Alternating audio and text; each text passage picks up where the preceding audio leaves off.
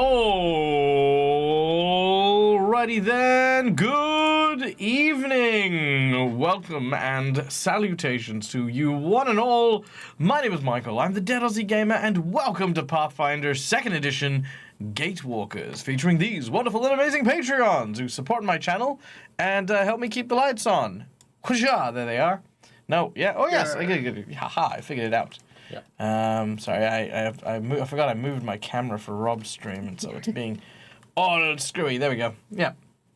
How is everyone doing? I hope you guys are having a wonderful evening, or morning, or day, or whatever time it happens to be.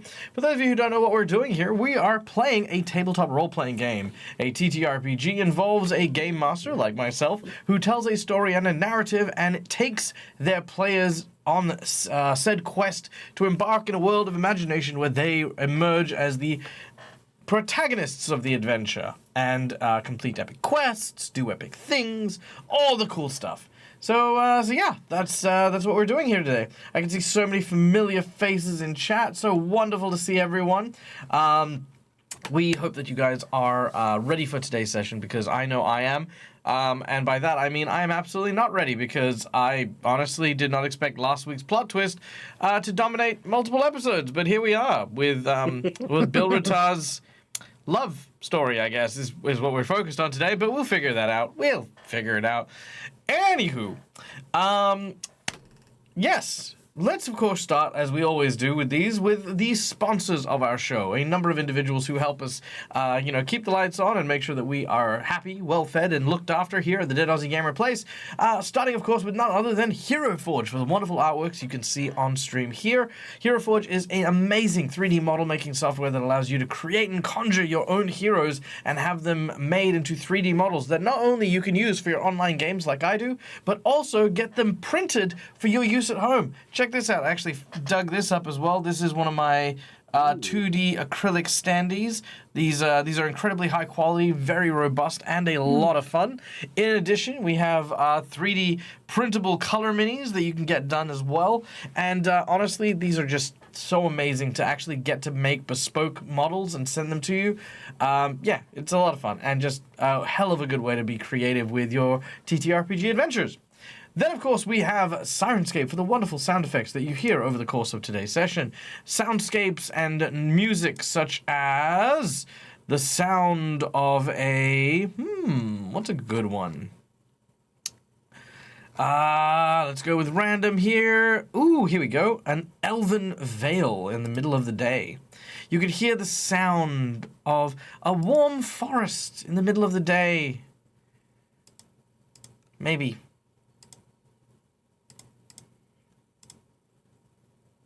Maybe? Hello? It's a little quiet, but I heard it. Did you? Birds. Did you? Yeah, like birds chirping, yeah. How are you guys hearing it? And I'm not. I didn't hear it. No, I didn't hear anything. I heard a tiny bit, but like I said, it was very, very. All right, well, let's try this again. Let's go with a warm day in the forest. No. Qu'est-ce que c'est? That's how I'm not.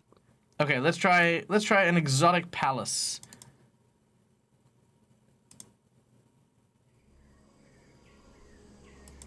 There we go. Look at that. A little bit, yep. Got the sound of monkeys, got the sound of the wind, an exotic sitar. Yeah, there we go. You guys should be hearing it now. But there you go. Yep. But yeah, these and many more amazing sound sets help bring to life any game that you happen to be in. Whether it's in a palace setting or a farmland or a forest or, hell, even in the icy, wintry tundras of Icewind Dale, there are sound sets for every occasion. So go check out Sirenscape and start playing around with that today. And then last but not least, we have our VTT of choice, Fantasy Grounds, that allows us to do all the cool and fun and amazing things that we do here at the Dead Aussie Gamer channel, such as including random encounters and events. This whole setting thing at Larry's, that's all new. That all came from an entirely different book to the one I've loaded in Fantasy Grounds, but gosh darn it if we didn't make it work thanks to those wonderful sponsors. So, like we have stuff, like we have Larry's Pub behind us, thanks to Fantasy Grounds. We have Larry himself, thanks to Hero Forge, what's not to love? And of course, we've got the sound of Larry's very, very sad life. Here we go. Very sad life for Larry. Larry's had it rough. His small, poor tavern used to be once alive with the sound of laughter and joy, but now just the scraping of glass against a dirty dish rag. So yeah, see? Freaking good. All of it. It's great. It's amazing. So go check out our sponsors.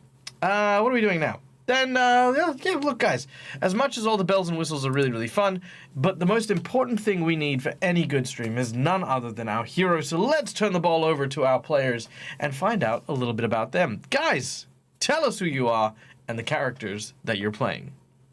It's me. Hi.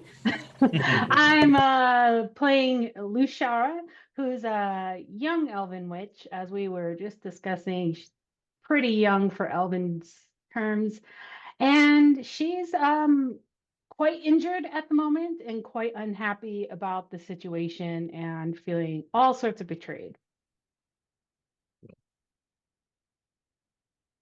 And I'm Scully, playing the very gruff and was currently becoming the very currently and always drunk Belrotar, who, let's just say last week he made a slight boo-boo in his tips as someone walked into the bar, and is about to pay some consequences by the signs of it. Neil from Immersion Diversion. I play Arseni, a sorcerer who has just turned skeleton. He has no idea why he has turned skeleton, and so why he's trying to figure out why. And yeah, trying to teach the bartender Larry how to play music, and he is not enjoying it. With the current situation going on, and now everything's going down, and yeah, stuff like that is going. Yeah.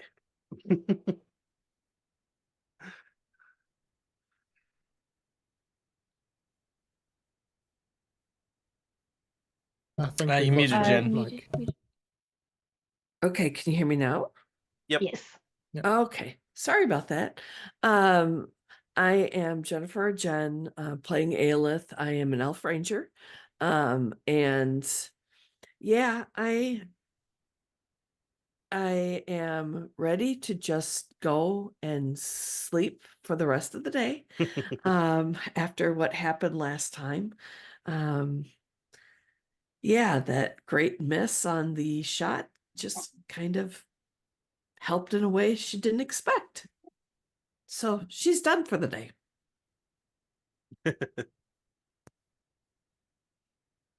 Hello, I'm Mac and I'm playing Viv today, who, yeah, had a lot of things happen last session and has a lot to answer for. So they're definitely excited to have to figure out how to explain everything to the party now. But right now we're kind of worried about making sure Bill Rotar stays alive. So we'll focus on that first. Howdy doody folkiers. I'm Nick. I'm playing Elink, and I'm also just back from Melbourne today.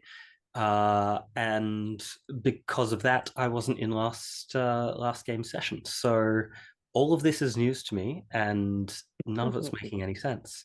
I'm a dwelf, if that's relevant for you, and a druid.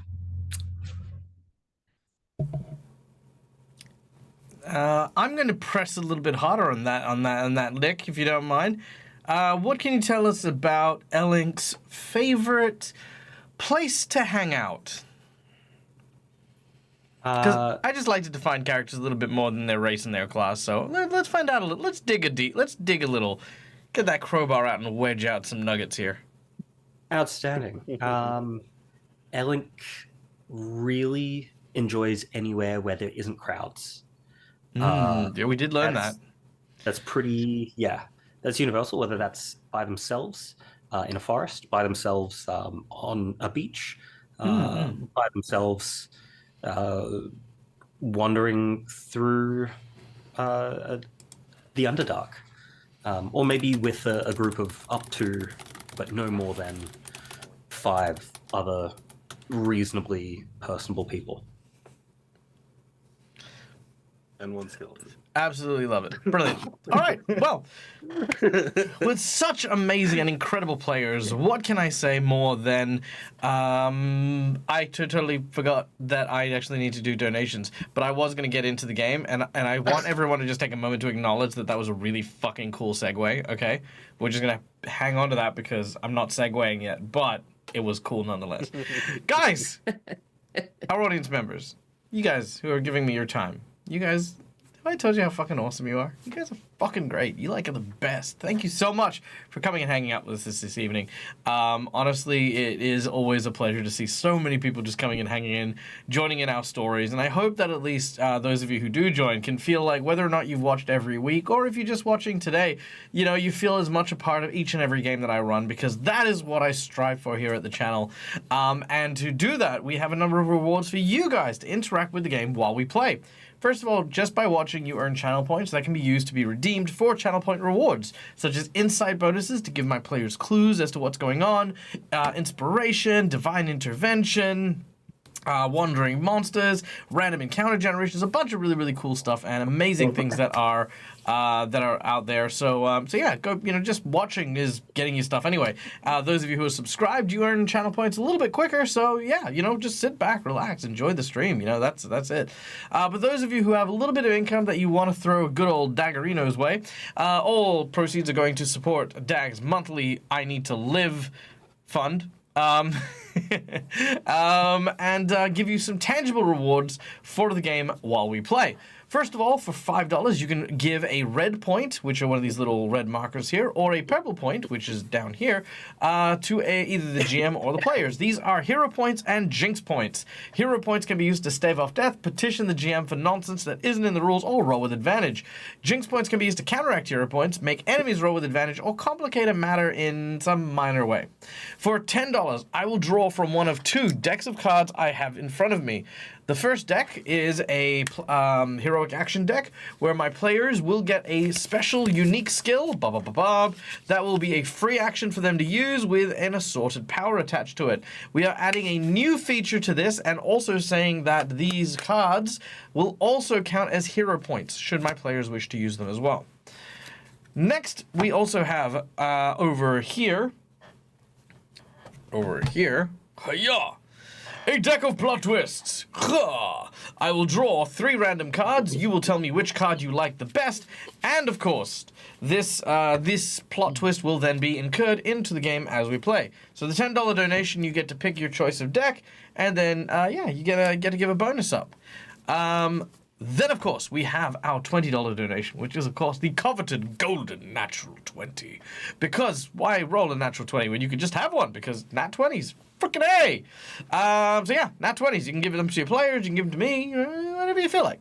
Then we have our $50 donation. The $50 donation goes towards either a magic item for a player of your choice. This item can be a homebrew item that you designed that I will create, an item that you would like me to create, or something from one of my players' wish lists. Alternatively, if you're feeling a little bit sadistic, you can increase the difficulty of an encounter our group is currently facing, making a monster even more difficult, making the encounter, scene or scenario, more deadly, making the stakes even higher. It is a $50 donation, so it is usually quite a substantial leap in power curve when it comes to those donations as well. So yeah, we have that too. Then, of course, last but certainly not least, we have our big $100 secret menu item. This is a massive donation and comes with a huge thank you because it is, of course, a big chunk towards our goals. And yeah, for our $100 secret menu item. Now, our heroes are currently engaged in good old Larry's endeavors here at poor Larry's and trying to save him from this contract with some sort of otherworldly entity. The $100 secret menu item is going to be a pact. The group will be approached by a unique outsider who will offer a pact to a player of your choosing. This pact, not too dissimilar to Larry's, will offer a few perks of quite a powerful nature to the player of that particular choosing, but at great cost. So there you go.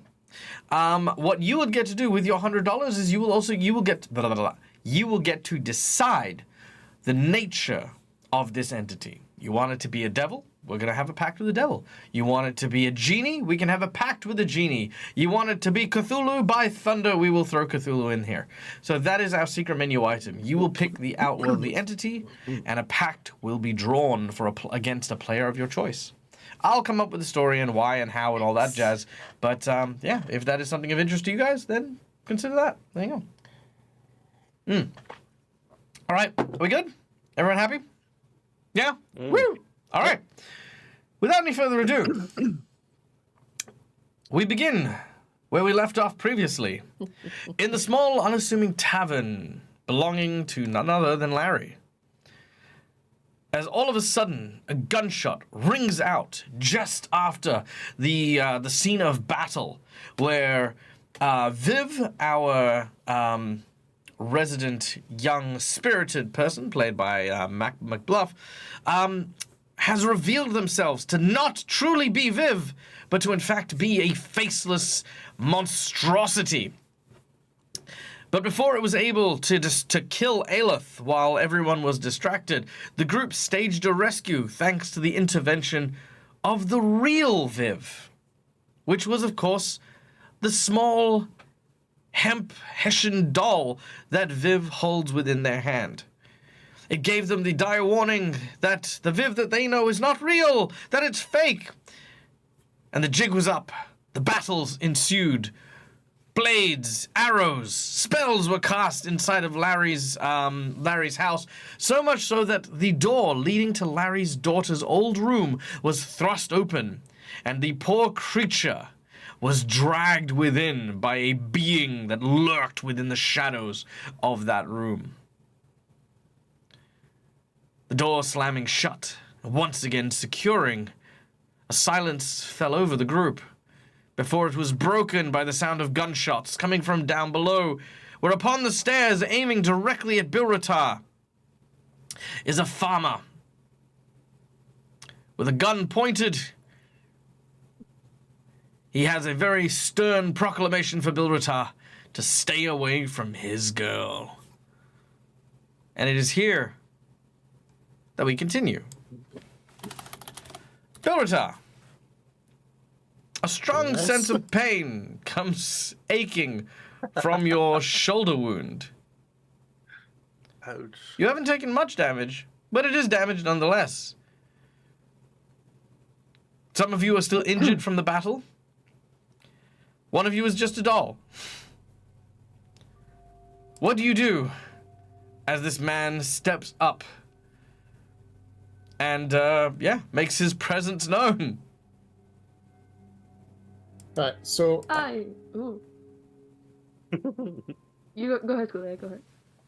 so the hand will go down to sort of feel how much blood is leaking out, which presumably it's a little bit. It's a little bit. It's not much though. Yeah, it's almost like it's a clipped shoulder, I'm guessing, type thing. And he'll just growl say, "What woman are you talking about?" Damn, I didn't write He's her got name. no idea. I didn't write her name down. Judith. Judith. I looked it up. Yeah, thank you. Thank you. you. I'm talking about Judith. She was supposed to be my date here, but when I finally arrived, she did nothing but talk about this other gentleman that was sweet on her when she came in. You mean the one that was clearly nervous about being on a blind date? I just figured it was a way to ease her wounds before she. Oh, is that what you do? Is that what you folk are calling it these days? Easing her wounds. easing her nerves. not Easing her wounds. nerves. It's disgusting. You depraved creature. Okay. Never have I ever heard such filth in my life. You should be ashamed Okay. of yourself. And in front of a child's doll. Yeah, you don't want to do this in front of a child's doll, right? You don't want to kill somebody or shoot somebody in front of a kid's doll, right? You know, that's just not the vibe. Look, gratuitous violence is Oh, I fine. gotta talk. But listen, I love watching the advent of a new genre, but maybe soap operas can wait just a little bit longer. Why don't we just talk a bit, okay? Because I'm a doll and I shouldn't be talking, so maybe y'all should talk instead. Let's just put the gun down. He says, I would, but unfortunately I've come down with a crippling case of amnesia. What? Telenovela. Yeah, no. It's the telenovelas, the listen. daytime TVs. Yeah. Join. Meanwhile, Lushara is just kind of like huddled down by flaming Hellcat Magnus and is just like, I Oh, yeah, don't there's want to deal with this. Firecat. Clutching her hand. Magnus Okay, will lie down and place this big flaming head on your lap. Strangely enough, despite the fire, it actually isn't warm. I mean, it's warm, but it's not like hot. Like it's not burning you in any way. Not me. Everyone else, though. You're Yeah, 100%. Yeah. But yes, Okay. in all seriousness, he is very much angry and the like, and is condemning Bilratar. Definitely reading into the situation a lot more than he probably should be. Okay, Mr. Farmer, this seems like a real bad case of possessiveness, which is real unhealthy. It's just not something that we're down with, Like, I am absolutely not taking relationship advice from a doll that isn't even anatomically correct. Yeah, so as he's addressing Viv, Bill will step to at least be in front of everyone, because obviously I was up at the door to the room at the time. Because everyone else would have been in. I was going to say, And- because he's not aiming at anyone else in case you're trying to, protect No, him. no. Yeah, but that's it's fine. also You're closing. just moving away it's from also the door. closing, moving away from the door, but also getting closer to him in case he does do anything stupid. And I want to say Bill would probably try in a very drunken way. Say, are you sure this is how you really want your first meeting with Judith to have gone? She's already left. You cur. I changed my accent. It's now this. Just got called a cur. You did. Yeah. oh, hi, Ellen. Yeah. Very well. So, depending on how far away, would I be close enough to grab the gun? Or if I not Oh, close? I love this. Let's make a reflex save. You versus what the hell was his Reflex name? Save. It was like this This is Farmer Todd. Farmer Todd. So I'm making a reflex save, yeah? Yes, please. Let's see. Farmer Todd. Do you have stats, Farmer Todd? You don't even have stats. How does a 25 sound? 25 sounds like he needs a nat 20. Let's go, Farmer Todd. Whoa! It's not, but it was so damn close. All right. It hung on that 20 for a little bit. All right. Farmer Todd, goes to try and take another shot, but unfortunately, unfortunately for him, you reach up and you manage to use your forearm to put the barrel away from anyone, then grab onto the side of it, and then just sort of use your elbow to kind of pull it away from him. Very easy for you to do, as that is a critical success, and you have now taken the weapon for yourself. Yeah. He goes, hey, give And that then back! And then, more because I've got it, I'm just going to glare at him. Not say any words, just glare. All right, make an Let's have an intimidate check. intimidating glare.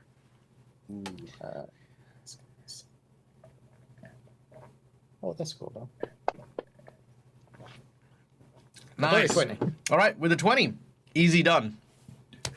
As you growl at him and glare at him, he says, "Forget you. This isn't over. Mark my words. And he goes down the stairs and leaves. You now We have a have gun. 2 enemies now.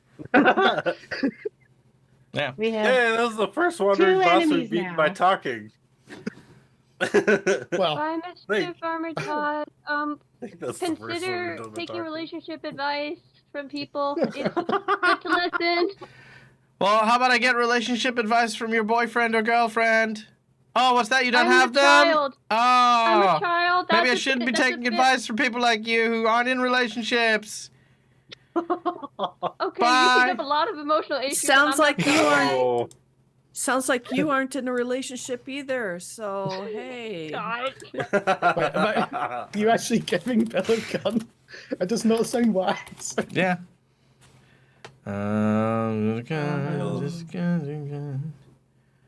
Bill-Retar's got a gun. Bill-Retar's got a gun. Oh, hey, dwarven scattergun. Perfect. Oh, sweet. Wait, has he killed another dwarf before this, stole his gun, and now that gun's being stolen back by a dwarf? The way that I usually play it is that in most settings, I'll always have the dwarves be usually the innovator of gunpowder and eventually weapons and stuff like that. So, Oh, okay. so yeah, mostly a thing of like, you know, where they came from more than this was a dwarven gun. It's like, no, it was just one of the early guns. So, bit clunky, bit squarish, but, you know, does the trick. All right. Yeah, Bill's just looking at us. Don't even know how to aim. Maybe I'll find some trees to shoot later. As he sort of holds it up, and you can tell it's completely sort of not used to guns. He's sort of trying to look down the sight, but it's completely pointing at the wrong angle. As you look down the Aiming sights, barrel. you see someone standing at the top of the stairs. At the top of the stairs. It's Larry. Oh Oh, no. Larry. As you're like, Oh, and then you can see Larry's just in front of you. Yeah. What was all the commotion? Is everyone all right? Yeah, we're okay. Bill will just look at Lashar, who's bleeding, missing finger. Not okay. Th- She's got blood we- here, missing finger. She's. We didn't even no, find your not finger on the okay. floor yet. She does not care about this missing finger at the moment. She's just like, you all stay away from me. I'll go get a medical kit in. I forgot my accent again, so this is what it is now. It happens so frequently. What was very, it? very quiet and depressed. Oh yeah. he was. Oh yeah, no, he's something like this, wasn't it? It was like a little sad. Very sad. Very English. Oh no. I've only got 2 colonies left, Canada and Australia, and neither one of them want to come help me.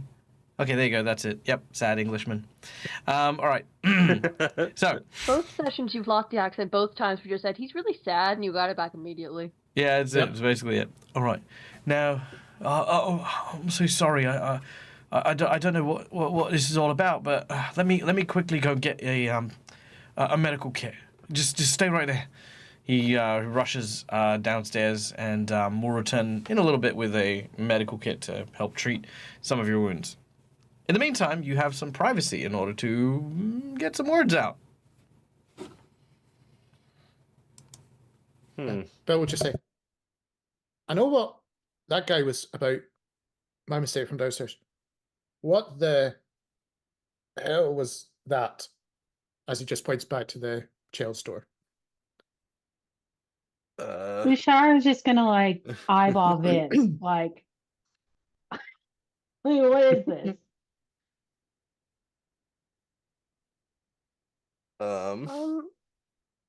Hi.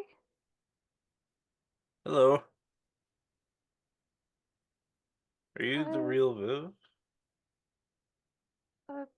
Yeah. Yeah, I am. I'm Viv. Am I holding a part of your soul as I pull the button out? Do you need this back? No, that's that just came with the coat. Oh, okay. Yeah, so I don't really know where to start, but I'll start with what's important, I guess. That thing, it it it attacked me in the library in a second, like a split second when Bill wasn't looking. So Oh. it's not your fault, Bill. It was really fast. And it didn't realize that I was a conscious doll. So I just pretended to be a doll. I wanted to know what Oh it was my doing. gosh, sorry. You Well, must have been terrified. well, it's what detectives do, yeah? They go undercover. So I just went undercover to see why it was following us. But then whenever it actually started hurting everybody, I didn't want to keep hiding. So I'm here now. Oh, thank you. Oh, That would have been bad don't if... thank me. Please don't thank me. Okay. I probably should have spoken up sooner. I just, thought Well, it's maybe okay. if I hid for a while, I could see where it was gonna go whenever y'all weren't looking, but it kind of only made it through a day before it hurt somebody, so maybe it wasn't a good idea. Yeah. I mean, hey, I'm a walking, talking skeleton, so Yeah. just there's much to forgive.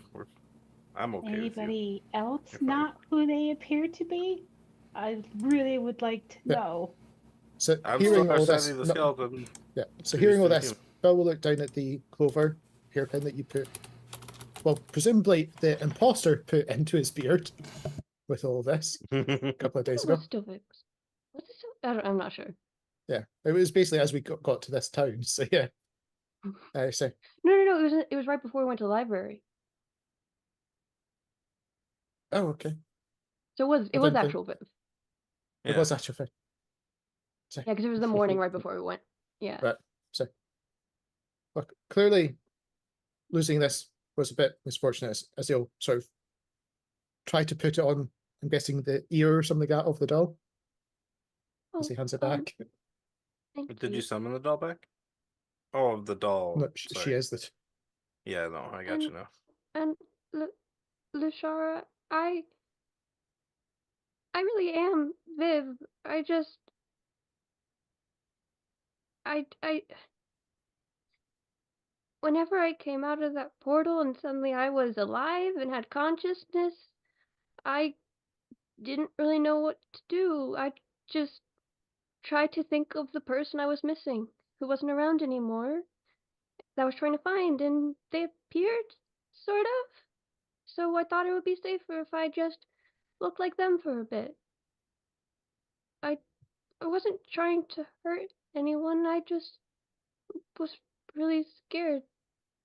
And I'm sorry.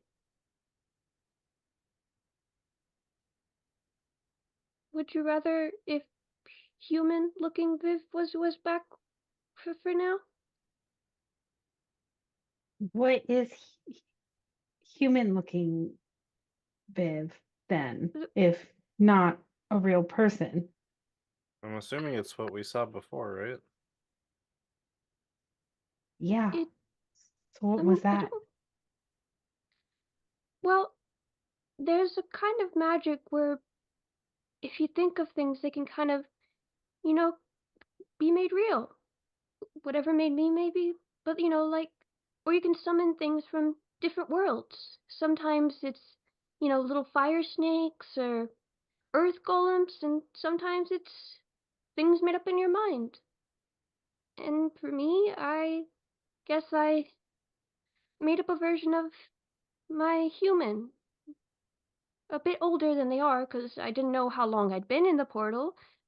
Then I realized it was only a few months, but, at that point they were already summoned and people had already seen the face, so it wasn't really any time to change that.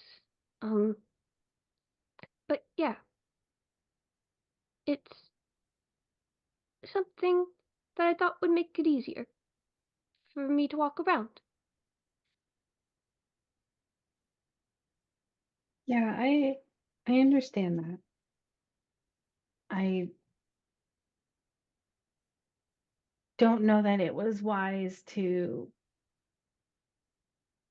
hide the attack that you Yeah. got. I'm sorry. I just thought that's what good detectives do. They go into danger to get the answers that they need, but I didn't end up getting any answers. Just more questions and more problems. And Well, at least you're still alive. yeah. It's not all about you, Arsene. Fucking calm down. Oh, I didn't realize. Oh, at least you're fucking Oh, alive. I didn't mean it like that. At least you're alive. I came back and I was a fucking skeleton. As soon as you said that, I was like, "What are you talking about?" Oh no!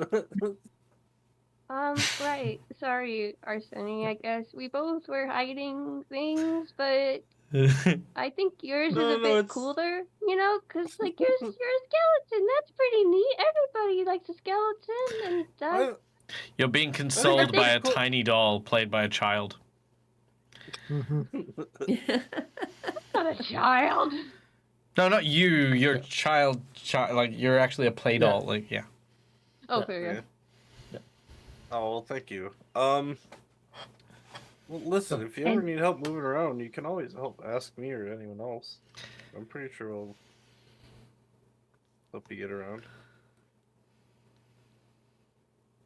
Anybody else hiding anything this big? And she just points at Arsene and Viv.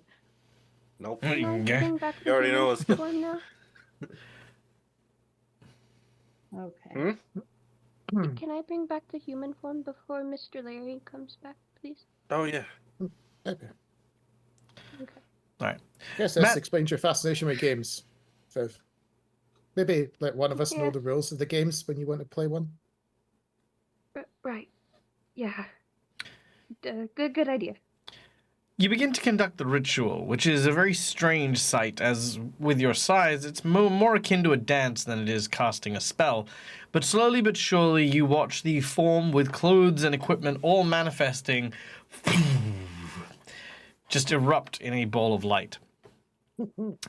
The entity, whatever it happens to be, reaches down and pulls, lifts up Viv's body and holds it tight. Without speaking, the doll remains motionless, but the voice that comes out of the human version is in sync and sounds almost identical to the doll that you were talking to a moment ago. As they do this, the doll falls to the ground. Oh no, I forgot. Okay, I got used to having two bodies, and then I had one for a while. Okay, I'm just gonna pick myself up. That was fun. Okay, gonna hold on to them. At this point, Larry shows up. I've got the medicine and the this. Here, please. Let me. I don't even know where to start. Who's the most injured here? Oh, the shower. Shara. Lashara. Sure. Yeah. As he starts to do this, can I have Bill try to scour the scene, see if we can actually find the severed finger? Yeah, in case it I helps was with the gonna say the reattachment. same. Sure, you can look for the severed finger. I will say it is not difficult to find it. Once you do so, we are going to roll a. I'm going to roll a medicine check just to see how well the surgery goes. You know what? Just because I'm a nice guy, I will use a jinx point to reroll. Because I'm a nice guy. Because you've only Yeah, lost your index finger, right? I can't point at anybody with this hand. Oh, no. I as a player am okay with a missing finger. All right. Lushara, maybe she's gonna be traumatized a little. Do All need right, the you will finger need to cast so. spells? Yeah, unfortunately, the cut was jagged and did not come off well. It is now treated and looks fine. But if you wish to get your finger back, you will need the ability of a regeneration over healing hit points and stuff. So as far as healing hit points goes, you heal 19 hit points. Oh, that's Ooh, lovely. nice. So you're feeling Yeah. a lot better for sure. Bloody, but a lot better. Yeah, absolutely. She's still gonna hang out near Magnus and keep a nice boundary. She's just like, everyone, don't just stay away. All right. Now this is going to Stay take away. about an hour of treatment to heal. If anyone wants to talk to Larry or if anyone wants to talk to Elink, feel free. You're welcome to. I think.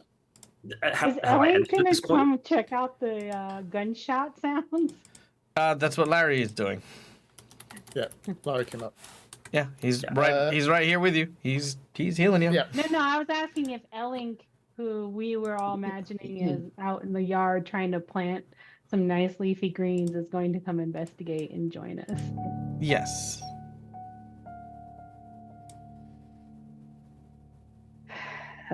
Was Unlink there for any of the revealing everything?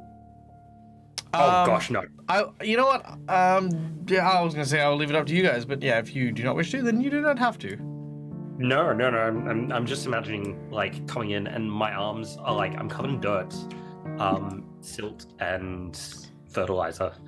Alex hood's down, and this might be the first time anyone's seen. But Alex does have like quite pointy, quite tall ears, and just there's mud and dirt everywhere.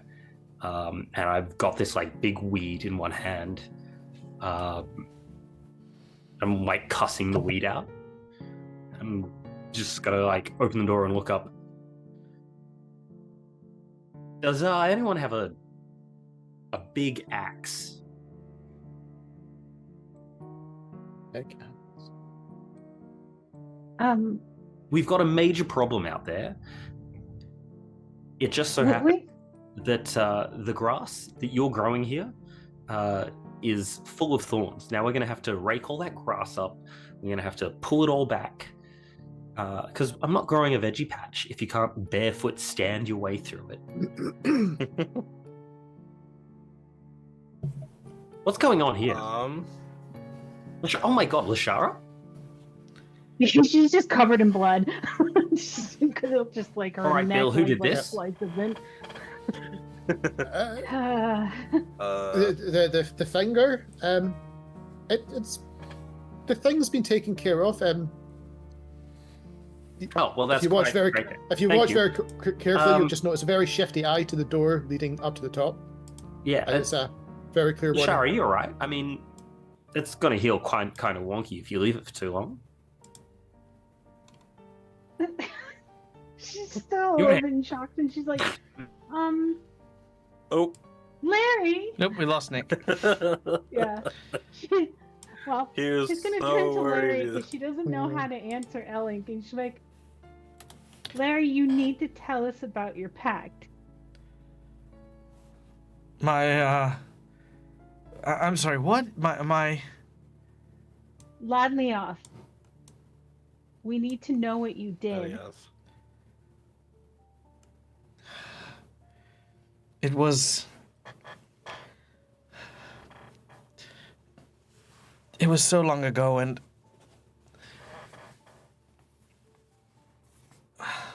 I'm sorry. I didn't mean to bring you into this. Hey, am I back? You are back.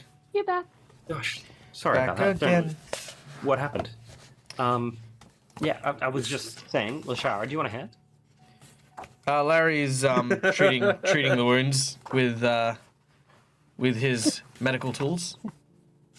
Yeah, Lushara didn't know how to answer Ellink and turned to Larry and was like, "Tell us about Ladlioth."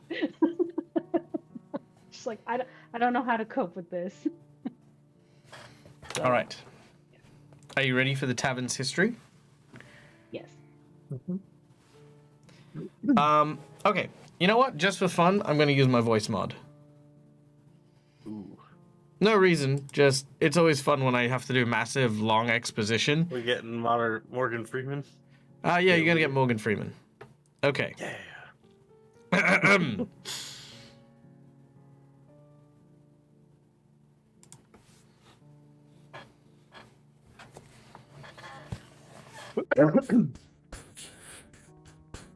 Larry's was once known as Lucky Larry's, founded after marrying his wife, Nova Baker. The tavern was the light of the town in early years, and the success allowed him to support his future endeavors. Nova had a knack for growing fresh fruits and vegetables, eventually starting a garden behind the tavern, the one in which Bellick found mostly in ruin. Running low on help, the duo decided to start a family. His firstborn, Frederick, was a passionate musician who helped operate the tavern with Larry. Larry redesigned the sign to read Lucky Larry and Sons, the symbol of his pride. The second to enter his family was Jacob, who took great interest in expanding the menu.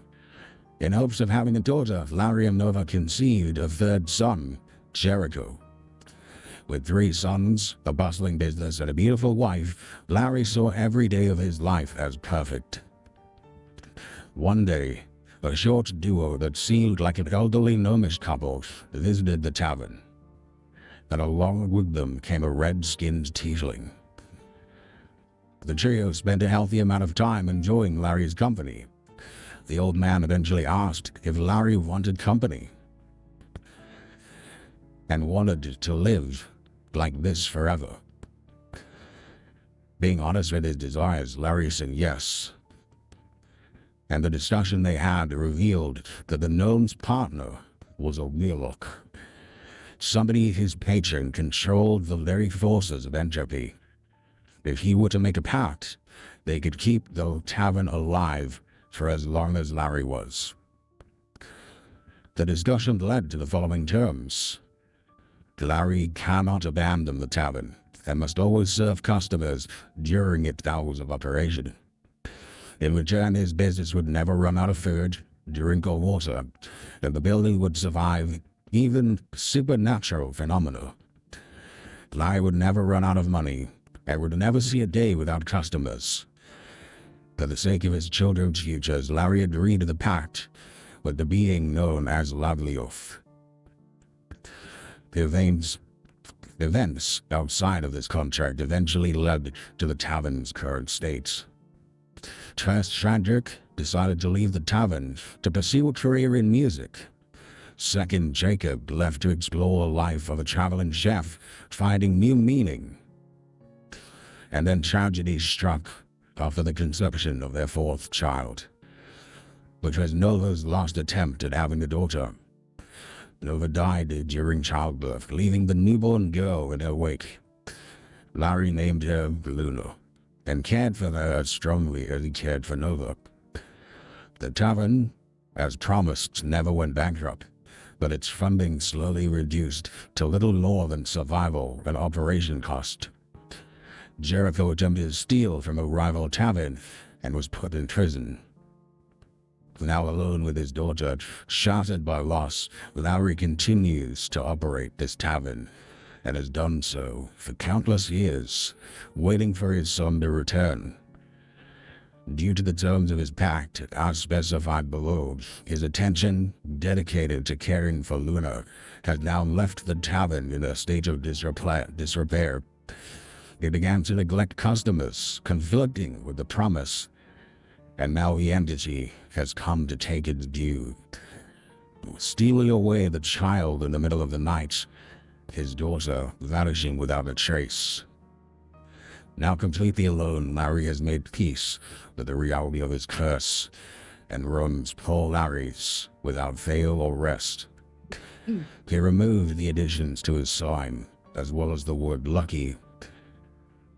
The ever-growing potato farms from Nova's old garden, ensuring that poor Larry's always remains thus.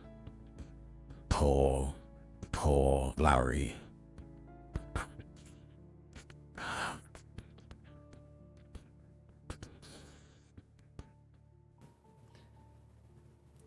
Okay. Okay. Larry shares this story with you.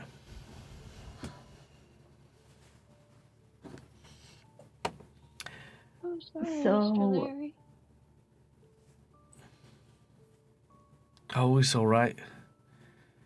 After all, I made the deal. I thought it was just some kind words from a traveler on the road, but it was so much more than that.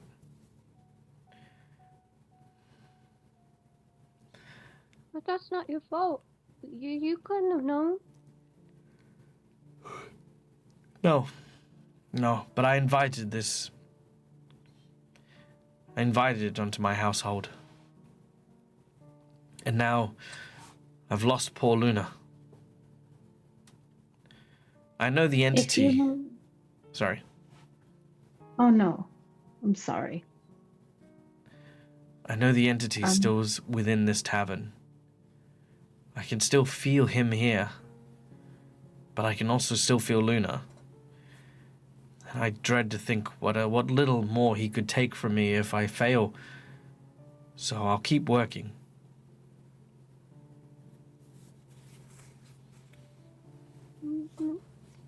Well, okay if with you. you're returned to carrying out the terms of the pact, why hasn't your daughter been returned to you? I don't know. Maybe I haven't repaid enough. Larry, you might never repay it.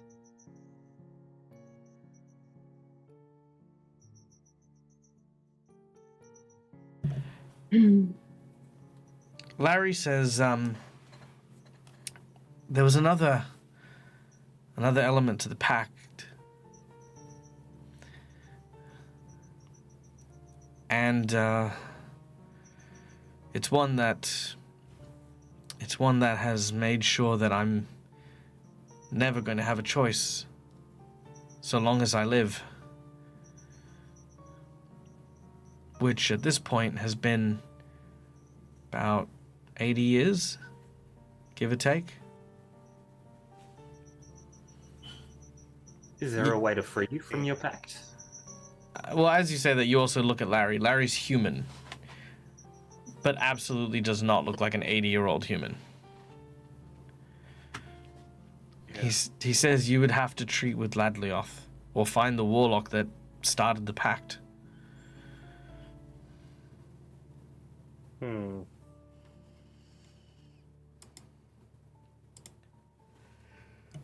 That's All right. not Well, right. look, I don't know about you all, but I'm hardly the one to leave a auspicious gentleman stuck with a problem. I'm doing something about this. What about the rest of you? If we can do something about Yep. it, sure. Yeah. Lushara looks hesitant. We saw what was in the room, though. Well, not really, but it came out and grabbed the thing we were fighting. Wouldn't want anything like that to happen to somebody else. Who manages to open that door? Hear me out. What if it was all of us, though? I'm not going into that room. Yeah, it kind of just grabbed the mop. We'll get to that in a bit, Elink. But it grabbed something and brought it inside, and then tore it apart in the wall. Sorry, who's I saying? don't think it's. Oh, it is actually Viv. It is actually. You just Oh. see Viv. Okay. Yeah. You just see regular Yeah. Viv. Totally fine. Everything's fine. Nothing seems out of the ordinary. It's just Viv. Just holding the doll as usual. I don't think. Yeah, but I'll we're hold the your best hands option. if you hold mine. Come The on, thing what's is, the big I- scary thing going to do to 6 of us? Probably I'm wrapped not all the way going around. in It's like it didn't really have like a physical form. It just kind of got as large as it needed to wrap around Maybe- the thing. And Maybe The if we room politely ate knock on the door? the creature. Because the door was forced open and that happened. What if we politely knocked on the door? Well, let's go have a look at this door. You need to Lushara's think. not going anywhere near that door. You turn to the right and you see a door. Arsenio would go, This the one. What the look to your left. Yeah, with the arrow sticking in it. Yes, Viv. What's up, dude? And you said something came out of here.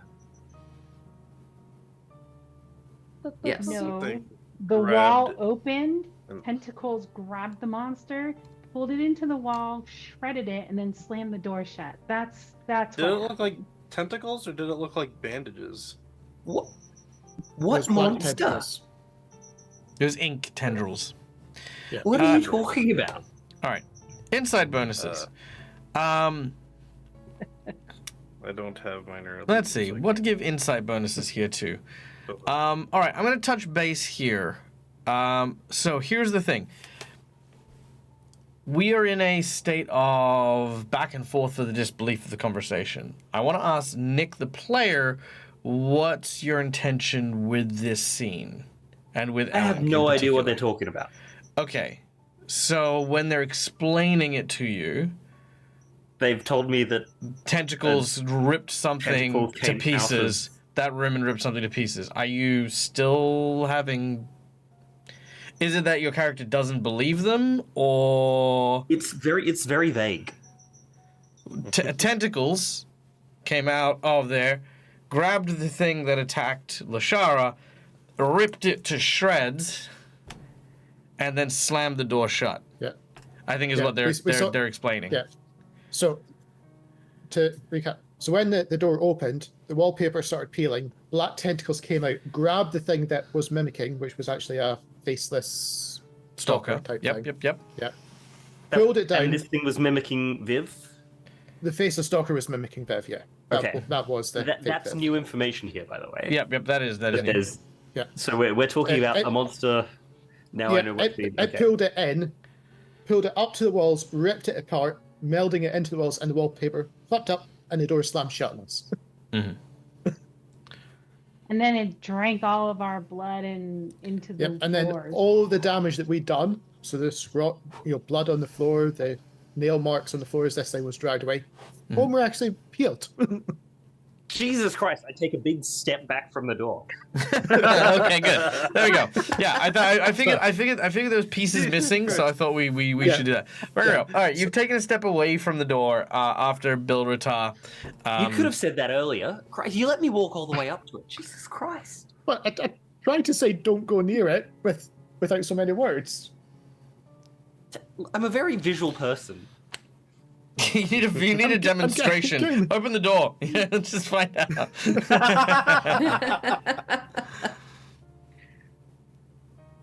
All right. So that's the thing that got Larry's daughter? Yes. It seems so. Or at least Or, holding it captive. Yes. And so the alternative is going to see the person who made the pact that can summon that thing.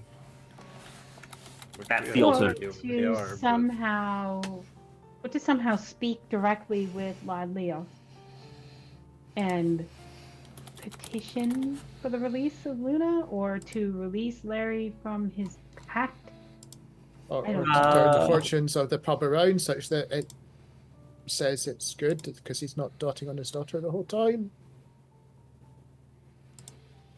I'm just saying the kind of people who trick people into making pacts aren't necessarily the kind of people who listen to petitions. What are we going to We get? can't defeat this being. If we can't defeat this, well, then we're sure as heck not going to be able to outtalk that, whoever made that decision. This seems like remarkably the lesser of two evils. Going into that room? As opposed to the person who makes that happen. Yes. I get the sense that perhaps Lad Leoth, or at least part of their essence, is in the inn. I think that was a part of this. Oh, okay. So well, if they're the same thing, then we've got to talk to the same person.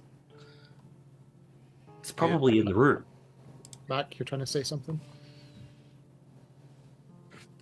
Sorry, I was just gonna let that conversation play out because I just had something to say to Larry, so I was just gonna wait. And I didn't want to interrupt. Oh, go. Sorry. No, go ahead. This is all you. Okay. Sorry. Mr. Larry? Yeah, yes. I'm really sorry all this is happening to you. Oh, it's all right. Well, it's not, is it? I mean, no, but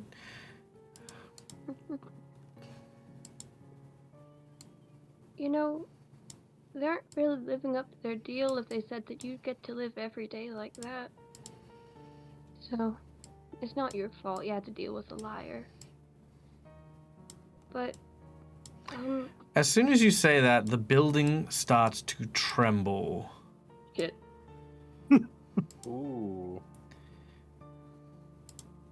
Dust begins to fall from the ceiling above you. Oh, Christmas. What's that?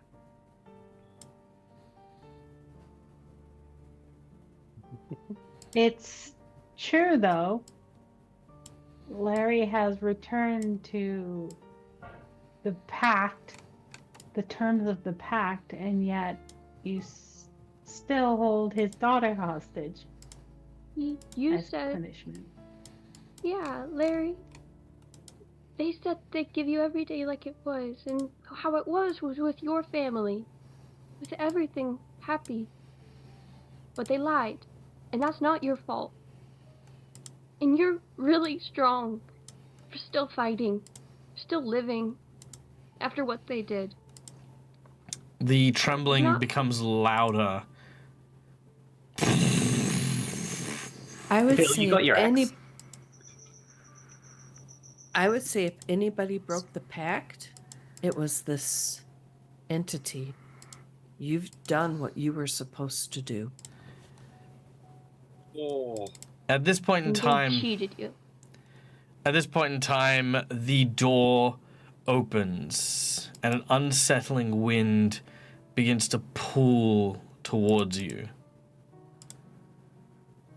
I think it doesn't like it when we talk about the pact. Inside the room, you see the young girl's bedroom.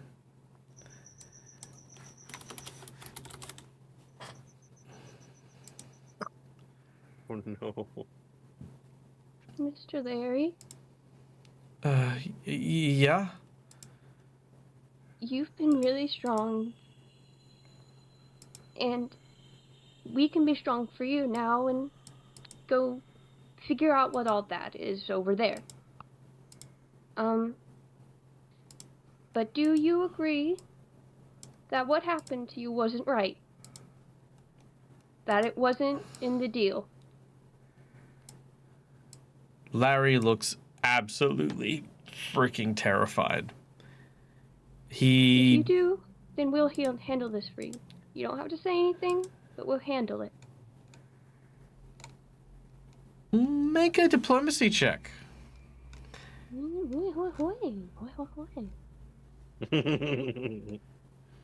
schmancy. Oh.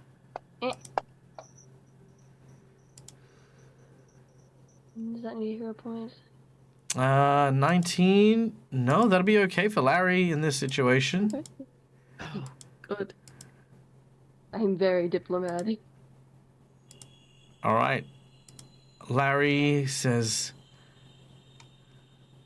No, it wasn't fair. It wasn't what we agreed to. It wasn't what was promised.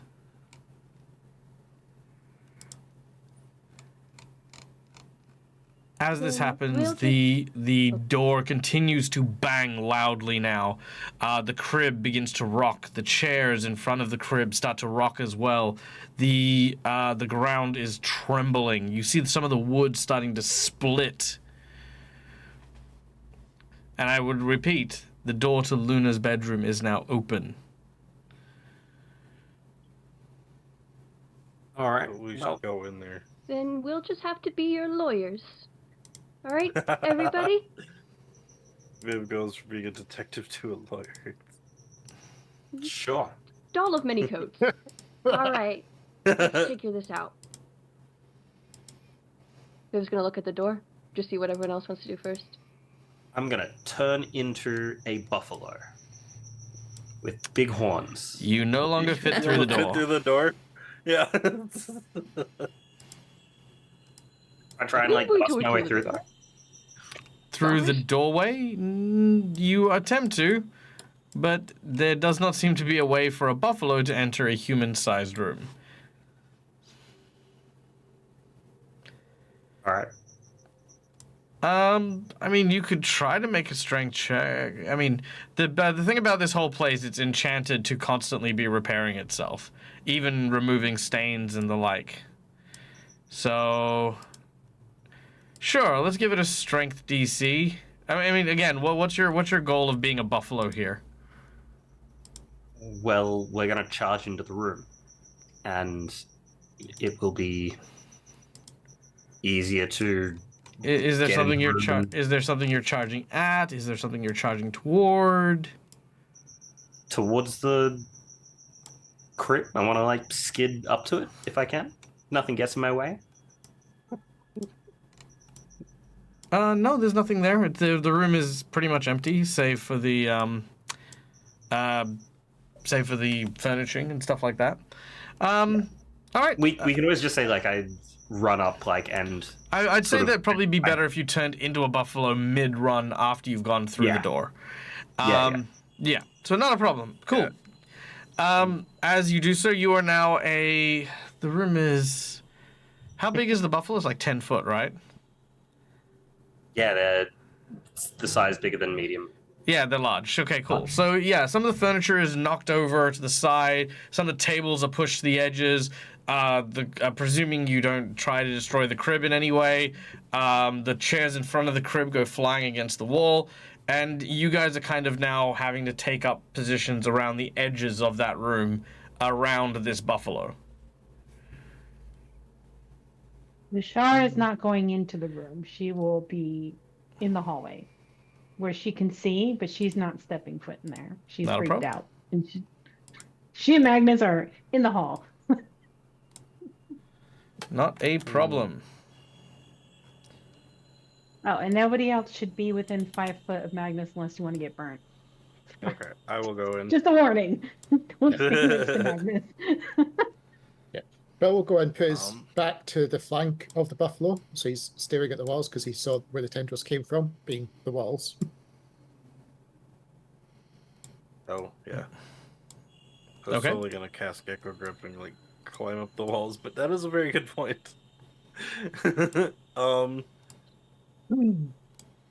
yeah. said it then. Does everyone else Yeah. like popping in there? The real question is, Yeah. does Larry follow us in as well? Larry will absolutely not. Yeah. All right. So right. indeed, you do enter. As you do so, the wallpaper begins to peel, and the ink once again starts to flow outwards. As it does so, you begin to see a creature almost made of almost like a faux flesh. Like you watch it basically being assembled from ink, then kind of look like a body, but without bones or an organ or anything like that, and eventually almost covered with drapings and trimmings to make it decorated to look like a body.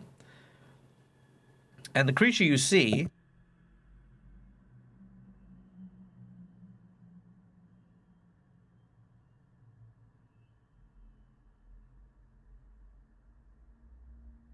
is this.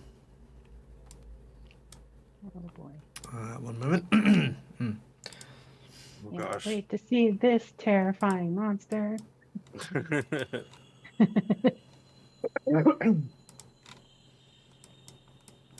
Okay.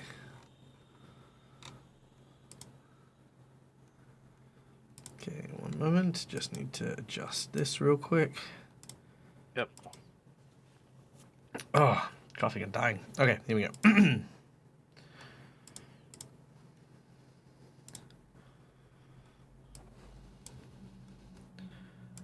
All right. Here we go.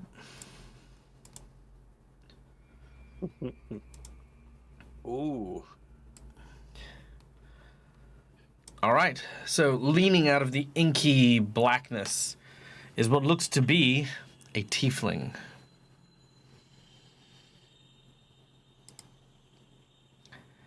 It says,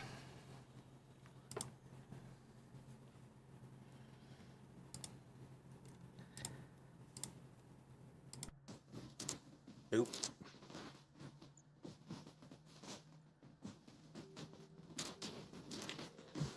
How fucking dare you? You claim that I am not holding up the end of the pact that was broken. This treacherous worm broke his word, and now he suffers. This is not about the pact. This is punishment.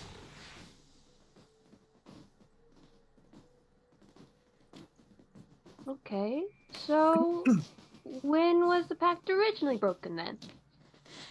When Larry gave up tending his duties to look after the newly queen of a daughter that he cares for.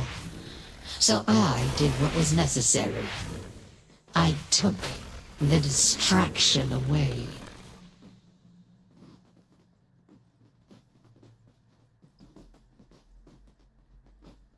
But before that, Yes, but if the pact is broken and you took the distraction, but expect him to go back to work and he's not happy, there's a problem here.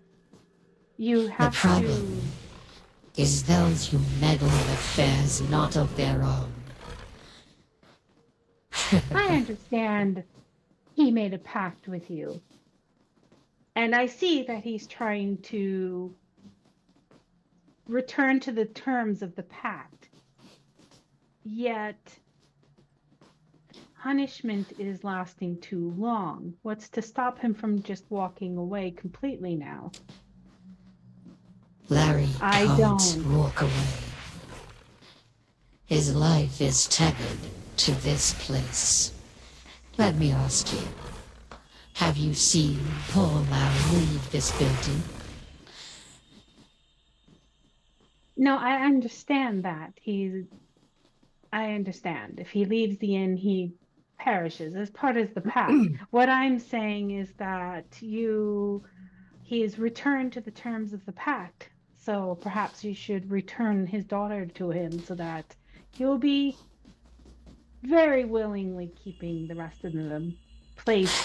Yeah, he got customers. I was going to say, Bella, upon hearing all that, will say, and at what point did the building turn on Larry and try to kill him? I'm assuming you are responsible for the fire of the knives last night? Oh yes. The torment is just a bit of fun. Larry himself can never die.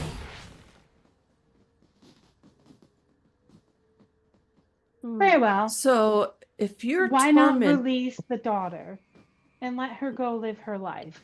And he has to remain here in your torment and punishment. But the daughter shouldn't have to suffer. She didn't make the agreement with you. Us, the poor victim. But I see no reason as to why it would benefit me to release her either. After all, there's so much I could do. So much I am owed. then why do you stay here? What was the big deal with this place anyway when you made that stupid deal? Your tongue is very sharp. I'll ensure that your tiny friend, felt though they may be, will understand the true pleasures of flesh long enough for me to remove your fucking tongue if you do not address me like the fucking god I am. Mm-hmm. Perhaps a demonstration. You watch as she vomits out a horde of spiders that begin to crawl towards Viv. Does anyone do anything at this point? Assuming they're on the wall between me and the door. I'd say they're kind of crawling along the floors and the walls. They're kind of everywhere. Yeah. So, assuming any are going along the side. Oh that wait, Bill sorry. has stood up. Apologies, real quick. Just before we head into this next phase, I'm gonna give everyone a content warning here, and I'm gonna bust out. Where the hell did I put it? I have lost it. Hold on, I need to put one up on this. You know what? Give me two shakes. I'm gonna put up my little tag here. It's usually on the Walking Dead streams. It is usually on the Walking Dead streams. I don't usually have them for this one. Okay, so hold on, bear with me. Because I know I've If got that it. helps you find the file. Yep. It's right here. There we go. Boop. There we go. Warning. There it is. Popped up. I'm just gonna move this over here just so it's always on screen if I need it. There we go. All right, there we go. All right, guys, so again, we're going to be taking a moment with the mature content warning. What this means is that we are going to be enacting scenes of intense, grotesque body horror. For those of you who don't know what body horror is, horror is the type of genre in which we talk about the corruption, the perversion, I guess, of flesh, as well as arachnophobia. So these are the type of things. I also invite my players, if any of you are uncomfortable with the scene, especially Viv, Mac, I do want to address you specifically as well. Do feel free to give us the X card or or to remove your headphones, either or. Once the mature content warning will be removed, we'll go back to it. Again, I'm not going to go into too much explicit detail, but I just want to give that warning nonetheless because I know that people's thresholds are obviously going to be different. Okay? With that being said, let's get into it. So, the spiders begin to pour out of this woman's mouth, and at first it basically starts as ink, then turns into spider webs as they then crawl pretty much everywhere. Elink, you are the largest creature in the center of this room. If you have anything you would like to do or react to in this moment, you may now do so. To give you your positioning, again, you are in the middle of this room, and this entity, is sort of emerging from a series of peeled wallpaper that is above the crib that is in front of you. That's pretty freaky. I'm getting a strong vibe that this person talks a lot, and I'm wondering if it's just because they're bluffing. Cool. Am I getting a sense that they are sincere when they're talking about like how powerful and strong they are? You are 10 seconds away from you are 10 seconds away from finding out.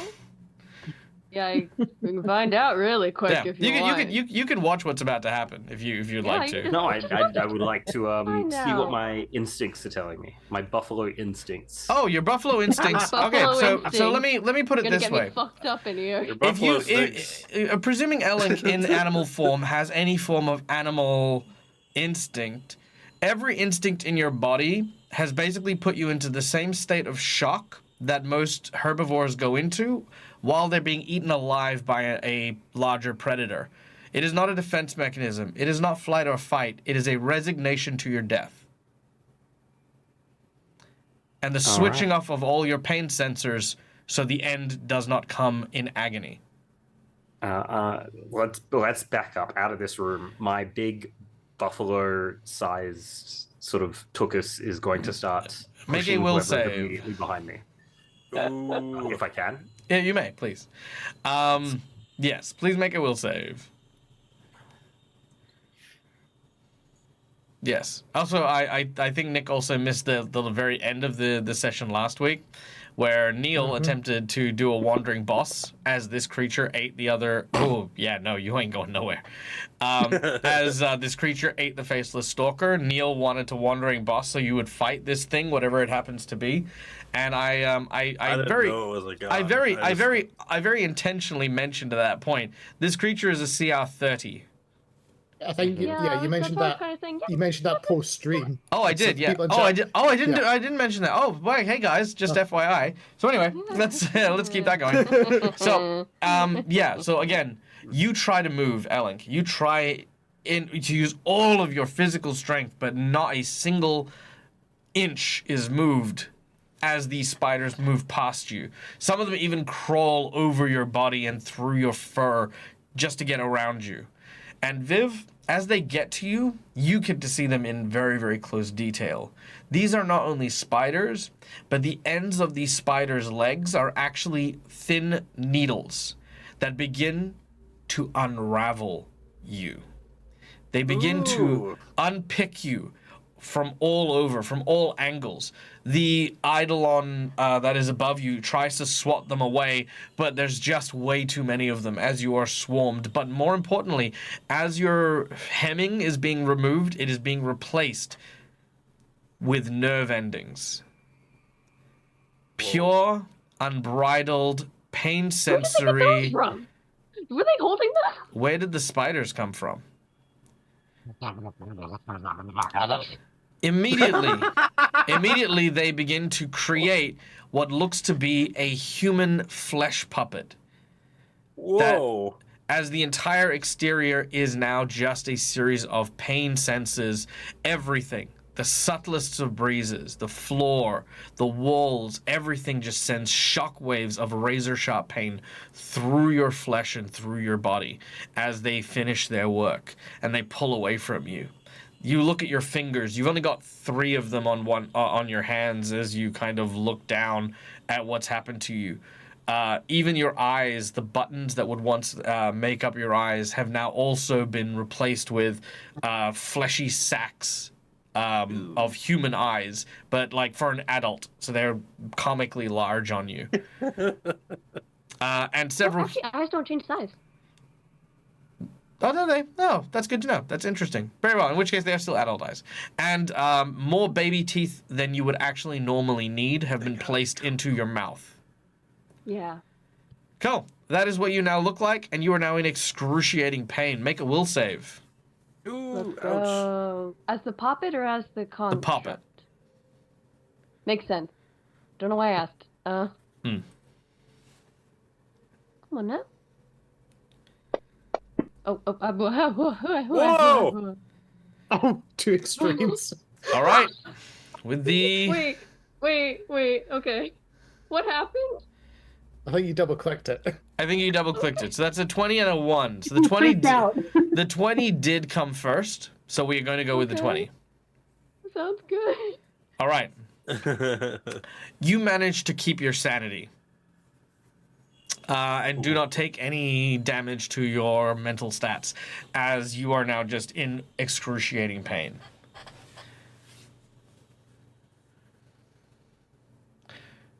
As quickly as the spiders appeared, they disappear as well.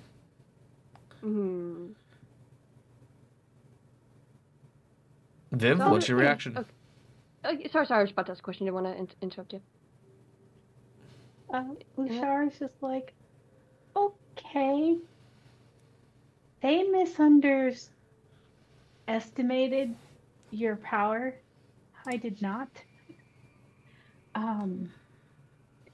I'm simply looking for a way to get Luna released. Larry made this Oh, pact. sorry. I'm gonna put a pause in that. Yeah. I know that that's the wanting of the progression of the conversation. We're not quite done with Viv yet. I wanted to I wanted to find out. I wanted to have that reaction first before we get to that, because she is not done with Viv. Yeah, Oh, yeah, no. sorry. I just didn't want to interrupt. Have fun, you. Viv. I'm sorry. No, that's I'm sorry, okay. I'm sorry. No, you don't apologize. No, I was saying, because I know Lashara has more stuff they want to say, but Viv, I want your reaction, of course. Okay, so trying to just get in the picture. I'm just exposed nerves, or is there muscle as well? Just nerves There's and muscle. nothing. It's basically exposed nerves surrounding you as the felt and the fluff. Hmm. Okay, then I think initially they're going to have a vague memory of.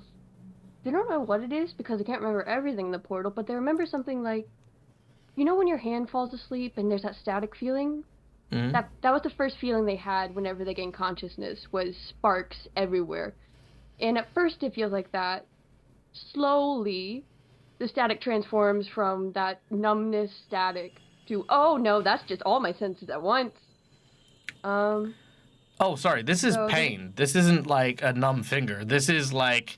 No, I meant like at first they have the shock of it thinking it's just static. Then they realize, no, that's just pain. Yeah. As it sets in, they realize, oh, that's just pain. They have the sanity, they just don't have the ability to do much in response, so they're just they don't have lungs to breathe, but they're kind of just, it feels like they're sinking back into whatever they were before they were conscious, essentially, a bit. Oh, I like that. All right. So it's almost like they have a built-in safety measure. Yeah, like that simulacra starts to pass out. So ironically, that reaction is actually very similar to what the buffalo does. Is the pain sensors go off to such a high degree that the whole system shuts down. But it feels as though your system isn't allowing you to shut down. Like it's being forced awake. But the final thing that this entity does is you watch as one of its arms stretches outwards, this tendril, and transforms into a pair of shears that goes into your mouth and removes your tongue. Mm-hmm. With a severed snip from these pliers, the tongue is removed and dropped onto the floor. You see it. You don't know what it is because you originally weren't made of flesh, but you feel that pain in your mouth and you realize what it is. All of you are witnessing this, and then almost as quickly and as instantaneously as all of this scene unfolds, it pulls back and draws back into the darkness. Your eyes seem to adjust again. All that remains is those lingering, throbbing pains. The memories themselves hurting almost as intensely as the physical pain itself. Viv, your puppet body is now back to normal, but on the ground, on its hands and knees, keeled over, kind of looking at where your tongue used to be on the ground. Elink, you still feeling kind of the thousands of tiny spider tendrils, spider legs all over your body. She stops, and you watch as her head, like her neck kind of snaps a little as she turns to a side. She has no bones, so it makes no difference. But there you go. All right. The mature warning is now off. Viv, that is your experience, and for the time being, although you have managed to keep your sanity, which is awesome, there is a moment where you are just catching your breath. At this point, Lashara, I do invite you to, as you were saying, if you could from the beginning as well, just for the people who are away for the mature warning thing. Yeah. Lashara is going to just kind of, she's still standing in the doorway. She's not going into my room. She understands. Oh, sorry. Fully. Just real quick as well. Aelith, are you with Lashara, by the way, in the hallway? Sorry, I think you're still. Jen. Yeah, you're still muted.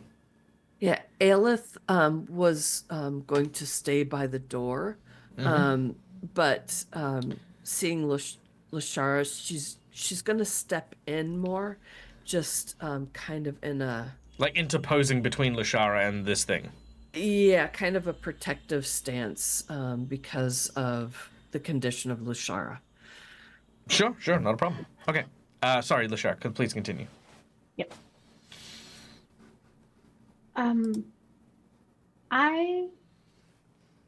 They don't understand what they're dealing with here. I understand, and I only want to retrieve Luna, who did not make this pact. And as far as I'm concerned, probably not the same attitude that my companions here have, but Larry got himself into this pact and needs to make his amends with you. I simply would like to help his daughter since she did not make the pact with you. And I think you can punish Larry without involving this innocent party member of this situation. So, you claim you understand who I am. And you ask me for something so casual, but offer nothing in return. Strange. To me, it sounds like either you are offering me a pact yourself, or you think yourself brazen enough to demand things from me. Which is it? Somewhere in the middle, as I'm sure you can sense, I'm already in a pact. I was just asking if there was any task or anything we could do to request that you release his daughter. Now you're speaking the language of your ilk. What can you do for me? Oh, there is much you could do for me. I know who you are, and I know what you seek. In fact, I even know how to get you to where you're going. And what you need to get from me, if you seek the child's freedom, is going to be nothing short of a miracle on your part. You seek the Thin Man. Much like I have something you desire, that Thin Man has something that I desire as well. And what is that that you desire from the Thin Man?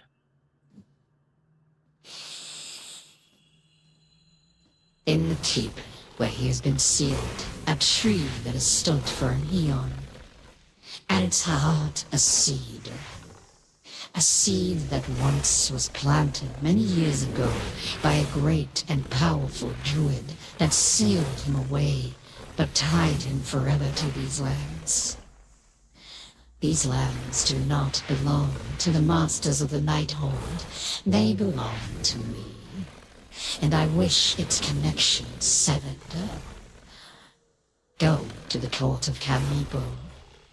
Seek the seed that blossoms in teeth, and crush it. Do that, and I'll release the child. Hell, I'll even make sure that the original state of the pact forged by Larry stays intact.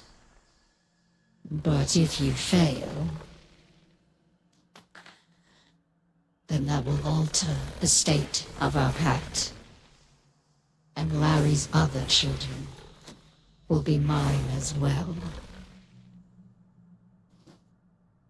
I'm going to call back to Larry and ask him, Larry, do you want to remain in this pact?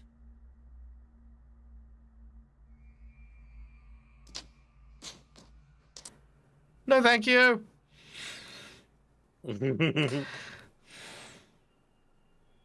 No, I'll give it a bit more effort. Let me try again. I mean, I get it. No. But I Because- also, Lushara is thinking, I guarantee you if Larry's released from this pact, he's going to instantly die because he's going to age all at once because that's the kind of critter this person is. She's not saying it out loud though, but yeah.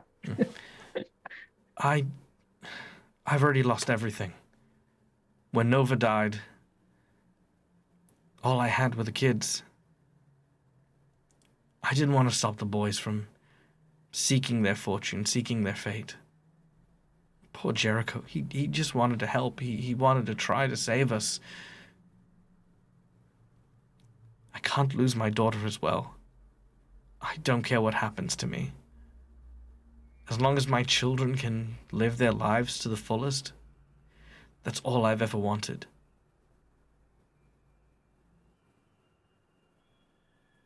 Hmm.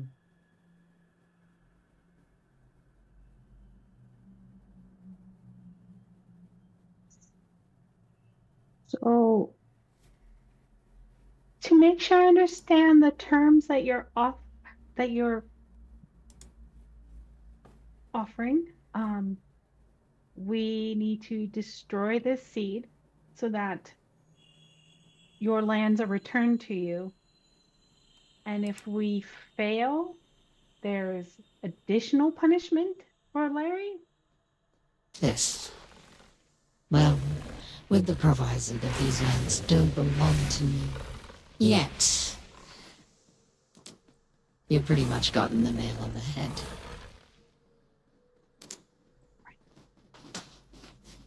Do we really want to return or give lands to a creature such as We should this? discuss that right in front of this person.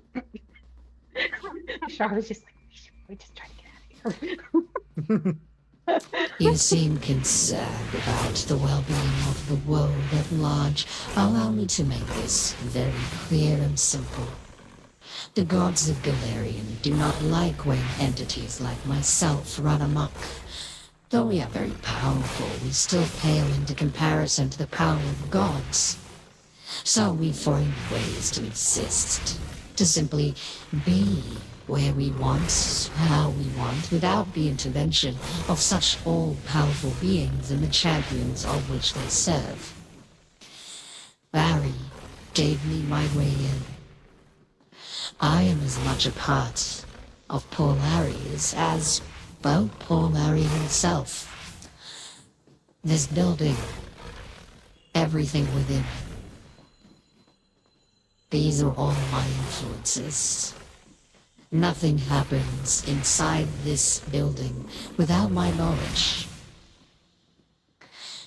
By removing the influence of Kaneepo and his ilk, I'll be able to stretch my limbs just a little further.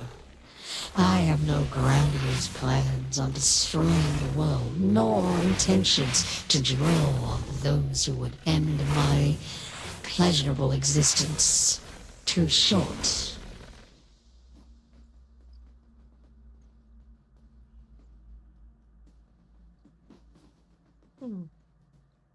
My joy comes from the torment of one little man.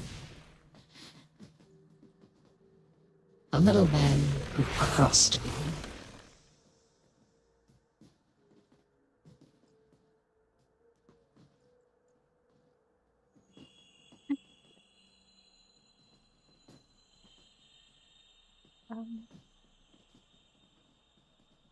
And then she's gonna look at everyone else like, you guys, am I the only one who's gonna, am I making the decision here? Not gonna lie, if you look at Bill, he's probably stunned because most of this conversation is probably going right over his head. You look at Arseni, and Arseni's mouth is just agape. It's just like a He doesn't really have eyes to show anything, but What's running through Ayla's head is when this entity started talking about the gods and that sort of thing, and she started wondering if maybe praying to whatever gods to see what could be done to stop this creature, because she doesn't want the creature to have more freedom. But she also wants to help Larry because this creature has gone against the pact when he started making amends and doing what he was supposed to. So Aelith doesn't want to help this creature at all. Yeah, and Lushara is being very pragmatic at the moment. She's thinking we can get this daughter out of this because the daughter had nothing to do with this pact between Larry and this evil being, and that now that she's aware that this creature doesn't want to draw the attention of the gods champions, she's like, that may give us a way to deal with this later. So she's very much in pragmatic mode. And she knows we got to go to the Finlands anyway and try to get rid of Kaneepo's lock on this land. So she's kind of like going, okay, this seems like a win-win and get this thing out of here later type of situation. That's why she's just looking around to be like, is everyone going to be mad if she makes a decision here? But she's seeing stunned, Aelith is Buffalo. thinking, Viv seems to be still reeling from the pain, and she doesn't know what a buffalo is thinking, so she can't read Ellie. I can't see Yeah, Buffalo. this to Aelith, listening to all Yeah. this, this almost sounds like one of those deals. So that if this doesn't happen, if something happens to where we don't succeed, there's a deal that's been made, and then she Right, can which is still why I come was after that. outlining the deal. And outlining the deal was if we fail, Larry suffers. It's not coming back technically on anybody in the party. That's why I was saying she's very pragmatic at the moment. Mhm. Yeah, but I think causing another person to suffer for if the group fails isn't right. So yeah, Well, yeah, we seem to be there's kind of stuck at the moment as well, which is yeah. why I Lushar think is looking around for some assistance, but she's seeing there's a whole lot of like shock going on. So it's just I think she in Here's her the mind, thing she's like, it's too. just me and Aelith right now. Yeah. Yep. I think at this point Viv has been silent for a while. But at some point you might, I don't know if anyone knows, but she started mumbling something to herself, but something very rhythmic. And she had started crying once actual, consciousness had started setting back in when she stopped reeling from the pain. But while the tears are falling, she kind of wipes at them, stops mumbling whatever she was mumbling, and actually just sort of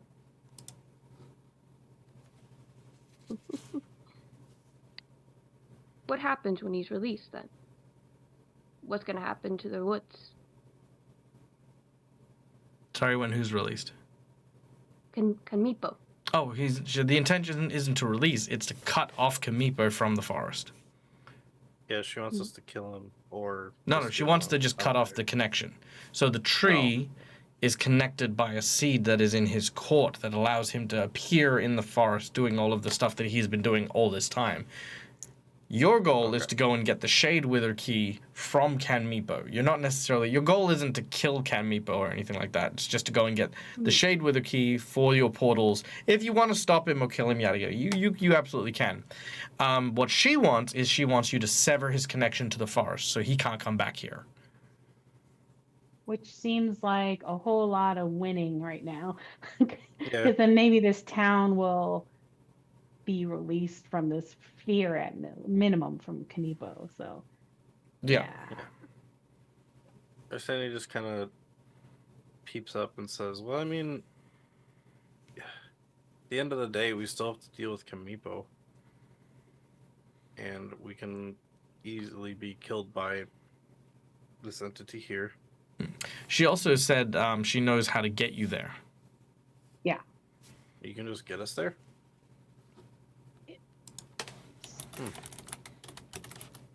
Well, it sounds like we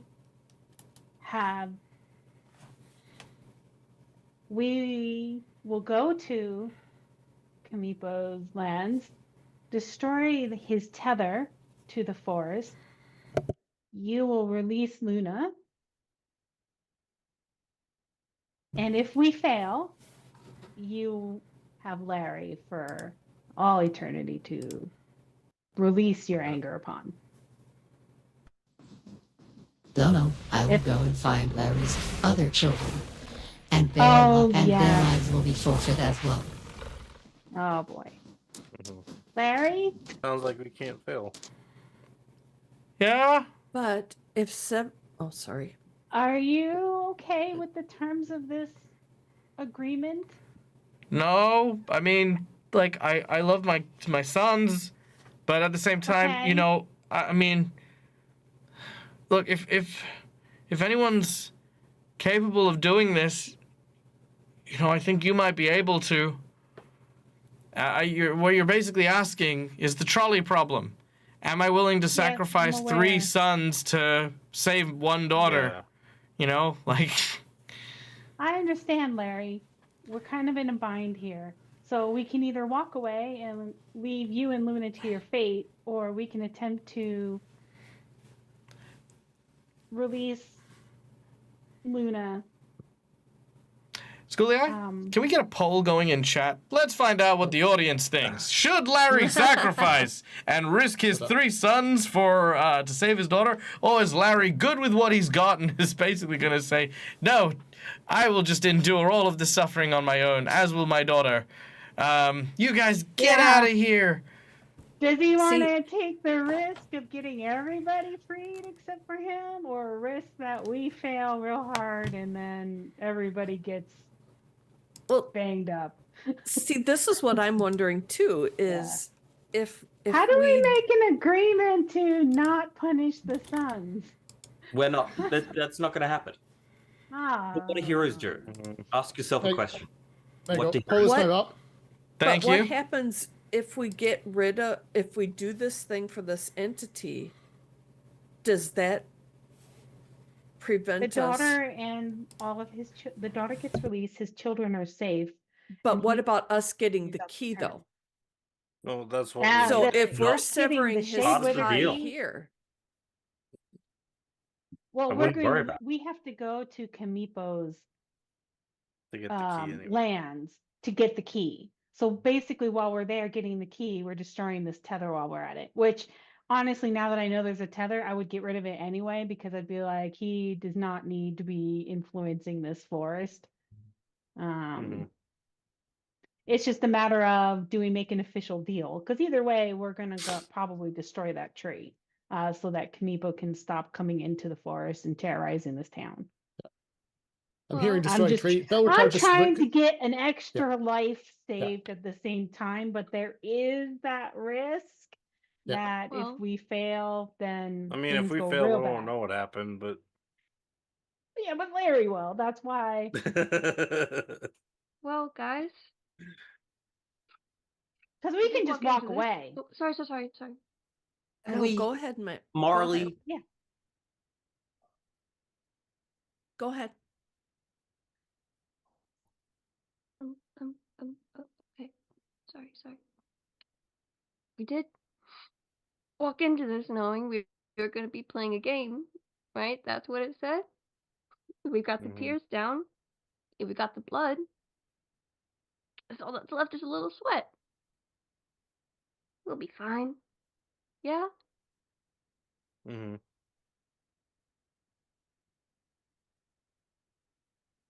I think we'll be good. Whatever we decide, we're gonna do great.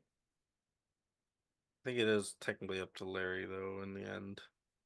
But no matter what, we're still going to do a tethering, an untethering. I mean. You're mute again, Doug. Thank you. Well, according to Larry, at the moment, Larry is willing to risk everything to save his daughter. Hey, All right. Chat wants to. Yep, last call. Well, I'll tell you what. We'll have last calls for chat. If we don't see any of the chat numbers going up for a little while, we'll lock it in. So yep, last calls. Yeah, the daughter was the thing that he kept pushing to get. It was.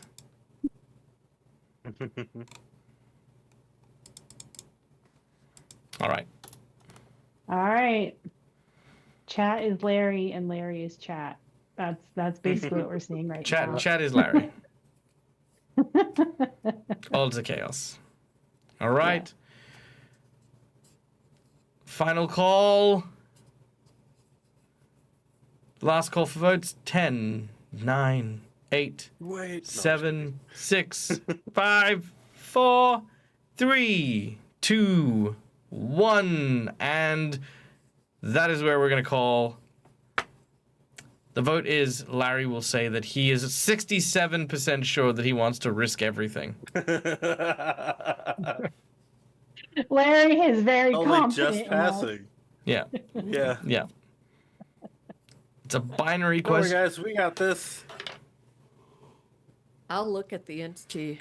If we do this for you, this is not a pact.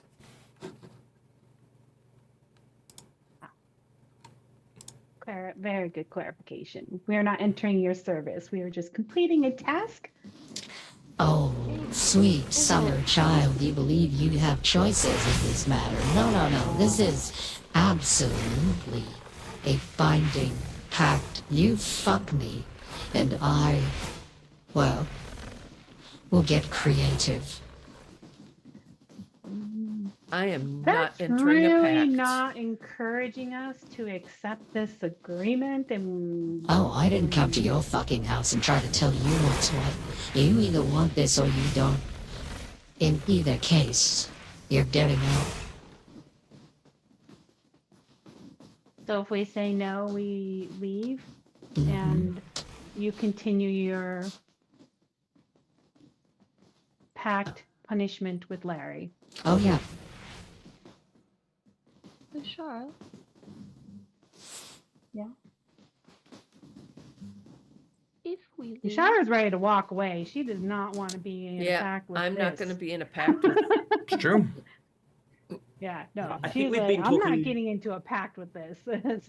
I think we've been talking for 10 minutes at least, so Elink's wild shape is at this point going to wear off, and just like in a like poof, just like falls to their butt on the floor. The buffalo Okay. bird falls off. I kind of like It's that just you're like- that you're using Yeah. wild shape as like an out like kind of like a little egg timer like of conversation. It's like I'm going to turn to a buffalo because I need to hold my tongue until this point, and now it's like okay, Ellink's Everything ready. had 10 minutes, nothing's sorted out. All right, got it. No, Lushara is like, okay, I'm not pacting. I'm not pacting. Thanks. She's gonna look at Aelith like, and she's Oh, gonna shake her head. Sorry, like, I'm gonna also add some clarification to the word pact as well, just as an FYI. Now, pacts are normally considered in a lot of fantasy adventures to be these like kind of genie wish deals or the monkey paw and things like that. Pacts in fantasy adventures, at least the way I run them, are literally just a more supernatural way to create the legally binding contract. You will do this, I will do that. It's like a promise. It is like the handshake. It is just a different form of that in a different way. Servitude, or to be indentured to someone, involves a pact of servitude. That is a very specific type of thing. Or if you wanted to lock someone down somewhere, that would be a pact of binding. So what this would be a promised task. So this would be a pact of completion or pact of quest. This is the same thing as a gias, for example. Once you have completed the task, once that arrangement has been fulfilled, the pact would be terminated and ended. So in this particular instance with Larry, when Larry broke the pact, the first thing that happened was Larry became immortal, and then Larry's daughter was taken. Those are the two non-elements that were part of his thing. Because otherwise, if he had looked after the tavern, he would have lived a long and happy and fruitful life. You know what I mean? And that would have just... I see. And that's how what would have happened there. So she is only acting this way because she's been screwed. She's super mad, and she owes Larry nothing. She took this pact on for her warlock, who she is getting to do other things. And when Larry screwed the agreement over, all of this is Larry's punishment for doing so, for crossing her. Right? So that's her mindset, is he has broken contract, and I'm being treated like a villain. I kept my word. I kept my bargain. Larry was happy. He always had money. He always had food and drink. He always had customers. You know, this place was prosperous. so long as he didn't do what he did, which was abandon his duties. Got it.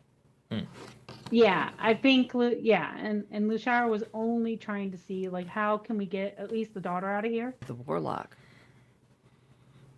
I don't know how that's going to. No, but I'm change just We're throwing not. that in there. That was the other option is what I think Larry had mentioned to the group to go I thought after they were the one and the same warlock. thing. I thought that's what we came to the. This is the war. The warlock just was the intermediary for this pact. So we're talking directly to the being that the pact is made with. Warlock was Okay. just a in between, like the lawyer, like, here, sign this. So I think that's all that was. So Look. there's nothing that the warlock's gonna do. We're basically Alex- here going, we take this deal to at least try to get the daughter freed, and on something we're probably gonna do anyway. Or we just walk away and be like, nope, I'm out. I don't want to deal with this. And we're just going to go continue on our way. No. And then still need to find Kaneepo ourselves because we don't get Yeah. the fast forward. Elenk's So, gonna. I mean, this is going to, they're offering a shortcut to Kaneepo. And if we destroy the tree tether, then we get Luna released. So, And So who here's knows? the other Nipa question. might not even be there, and then we can just destroy it without him knowing. somehow What I doubt. happened But anyway. if we succeed and the daughter's released?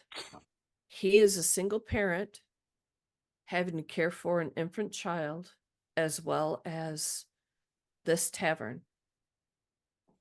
Who's to say no, that we she's can not going to that take child right on out of there.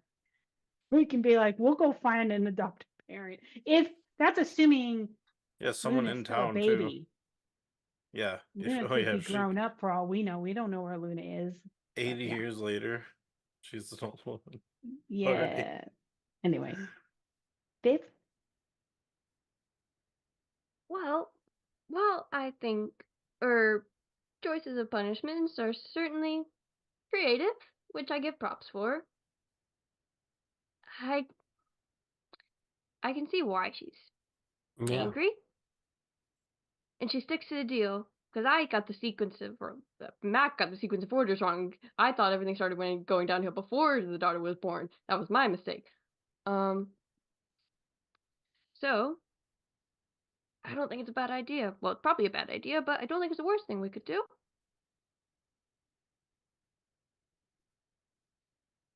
I mean, I get angry too, and I've done things when I'm angry that can be pretty violent. So, yeah. Let it off. Very well. Ellen, Yeah. did you have something to say? I'm in. I'm like Elenk's not a pontificator. Elenk's gonna get up off their butt and hold their hand out and just be like, and tell this thing, like, I'm in. Lushara is just relieved she's not the only decision maker here. She's like, oh, good. Somebody's like, is helping me out here because she was starting to get stressed out. Very well. As my colleague Elling said, we will go and destroy this tether. Aelith is just walking out of the room. Yeah. Yeah. Aelith is not saying anything more. She's just walking right past you and out of this room. She's not happy. Lushara is not that thrilled either, but she sees everyone's about to get themselves real destroyed by a really angry, powerful being. She's like, okay. And then she's gonna start backing away. She's like, yep, made the agreement, I'm out of here. She's just like, okay, great. Yes, so You how are do we all get to very Kaneepo? strange. Yes. We've been through a lot. Head through the forest until you find the fairy ring. Once there, place this within it.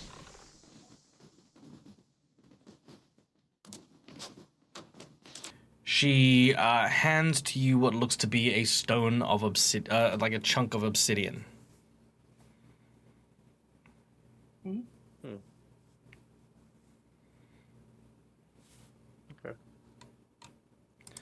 Okay. She's gonna take it, Thank you. stuff it in her pocket, and start backing away. She said, I don't want to say anything else. It's gonna get us into trouble. Do you? I A just- question about Kaneepo. Oh. Go ahead. Do you know? Can he do what you can do and just kind of go where he pleases within a moment? No. He has limits here, but once you enter the Night Hold, his power will grow much more than it would here. Okay.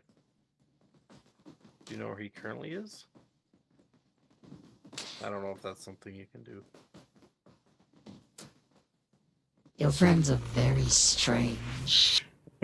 She says to Lashara after having told you that you are about to be teleported to Kaneepo's court. You know, court like the kingly court. You're being teleported there. Likely he's going to be, you know, in the court where he's bound in a tree, in fact, you know. Like that whole story with, you know, being bound to a tree, Yes, to be I mean, there. He's on a skeleton. That's I true. lost my mind. You did literally have like your brain removed. I mean, it makes sense. He's like, he is a skeleton. Yeah, we're a pretty odd bunch. Okay. Well. And I just, Oh, go on. No, please, by all means. I'm just going to make it clear, as you know, Lashara and Elink are making this pact. Aelith didn't. She just walked out. So, but she's not going to abandon the group. She'll watch out for the group, but she's not. So to clarify on that, now I want to touch on this as player versus character ruling here, because to accept her help to get to Kaneepo's lair is to accept the pact. So it's not saying anything, it's the utilizing of the resources she is providing you. Okay. As soon as they use the obsidian to get to Kaneepo's court, that is you benefiting or taking advantage of that pact and entering into it, and are obliged to finish it and are equal part responsible should that pact fail. Okay. Yeah. All right. Sounds good. Is that okay for you as a player? Like, again, if it's not, I have alternatives. Nope. That's okay. Okay. Cool. Yeah. Because like I said, it is not a monkey paw, it is not a genie wish, it is nothing like that. It is basically a way for entities who have the ability to grant gifts and boons and powers to not get screwed over by adventurers and heroes who are lippy. So. You're a mouthy group. Yeah. No, you know, and here's the thing. Sorry, a quick PSA on that. I know that a lot of GMs love to screw around their players on, like, you know, pacts and deals and yada, yada, yada. I hate that. Honestly, for me, it's a scale, right? Like, the more you ask for, and I know Felix from Dingo Doodles does this as well, the more you ask for, the more likely it is I'm going to have to fuck up what you're going to do. Only because I can't outbalance the, you know, stuff that's going on. If you order, like, a ham and cheese sandwich, you're going to get a ham and cheese sandwich. I'm not going to fuck around with that. It's like, why wouldn't I give you that?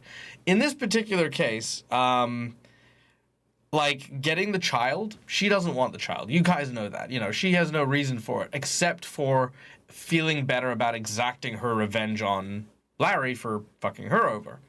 Once you guys do the whole thing, which is, you know, destroying the seed and blah, blah, blah, blah, she's got no beef with Larry anymore, because her issue with Larry, like the whole debacle, attracted heroes to her doorstep, which she can't leave, and have solved her problem. So there is no downside here, and I want to, over the table, tell you guys, as long as you guys, you know, go and do the thing, there's no repercussions, there's no backlog, there's no, like, big twisted plot where she takes over the world. She just keeps being in this one little tavern, and she actually will probably stop tormenting Larry, so long as Larry doesn't break the pact again. You know, and yeah, just be fine.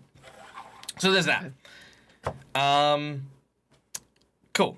I just, again, like I said, just want to be over the table on that. Now, And above the table, Lushara has no problems with later on somehow giving hints because nobody said we couldn't give a hint to somebody like, oh, hey, there's an evil entity down there. You might want to have a godly champion go hang out and get.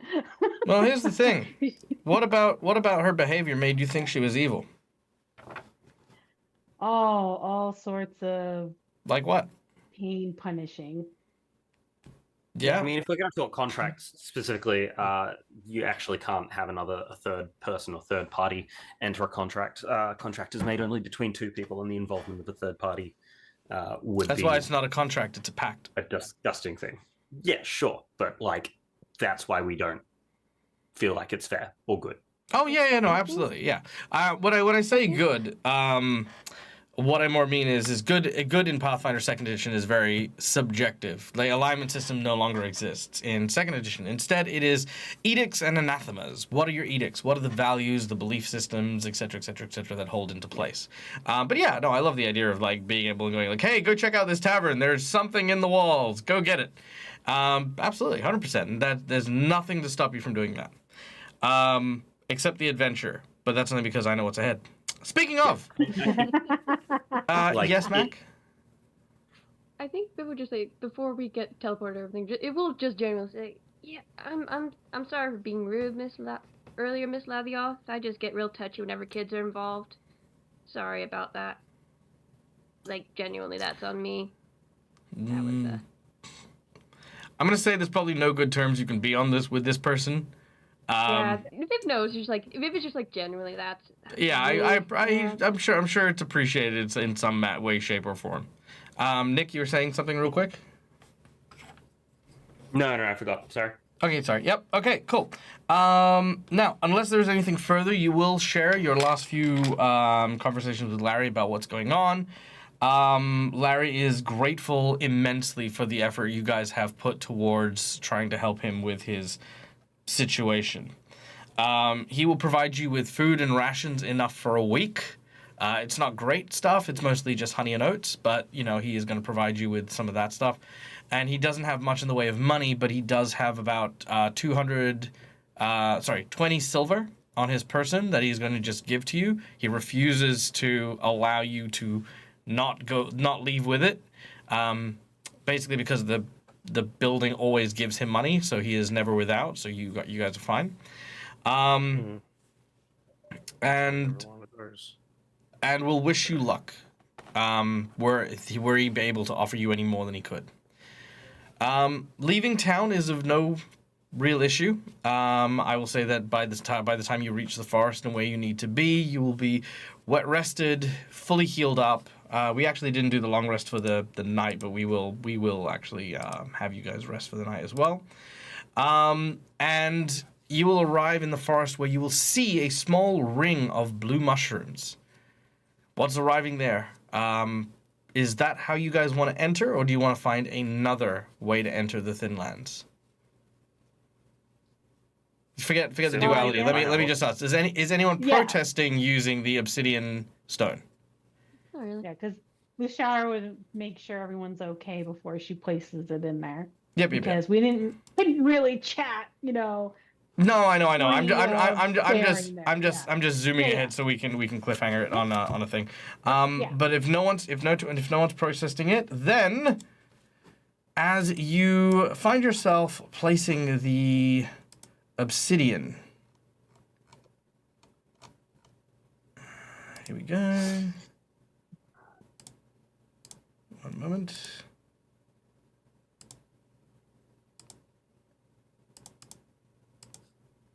All right. Just ahead of you, above the circle of mushrooms in front of you, the air itself rips like a curtain, torn wide and crumpled along its edges. Through the tear now stands a new forest, a different one, shrouded in darkness, a twilight hanging in the air. Black trees as thin as cardstock cutouts in a pop-up book appear in front of you. Everything about this gloomy scene looks drained of color, painted solely in the shades of the shadow. From the point where the portal touches, the ground has a footpath now appear in gray and black cobblestones that wind a clear invitation of a path you must travel. And what you all see before you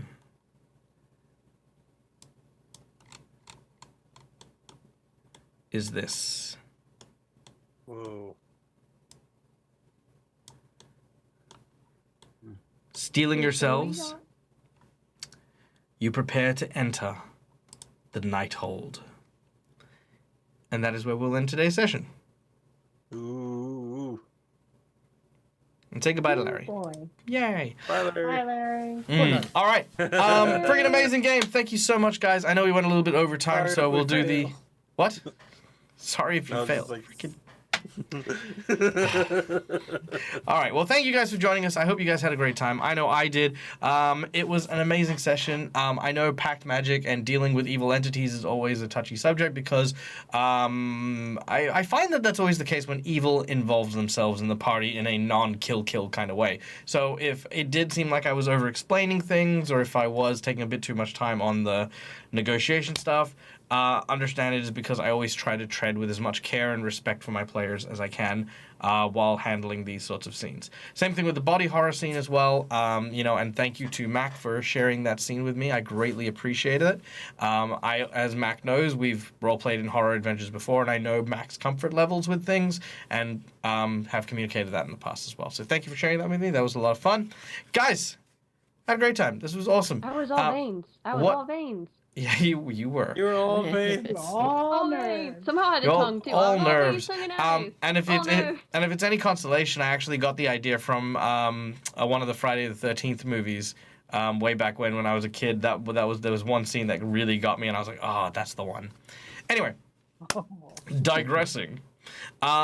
We are going to go and raid now, as always. Well, actually, no. Do we actually? I think. Do we have anyone to raid? Is anyone to raid? I haven't checked in a little while, so let's just have a quick squiz. But you know what? I also want to thank all my players. This was a very interesting little side arc that we did. Again, poor Larry's and the adventure that we just did is in this book here. It is not part of the main adventure. It is the Seeker's Guide to Twisted Taverns by Ghostfire Gaming. Again, a wonderful and amazing book.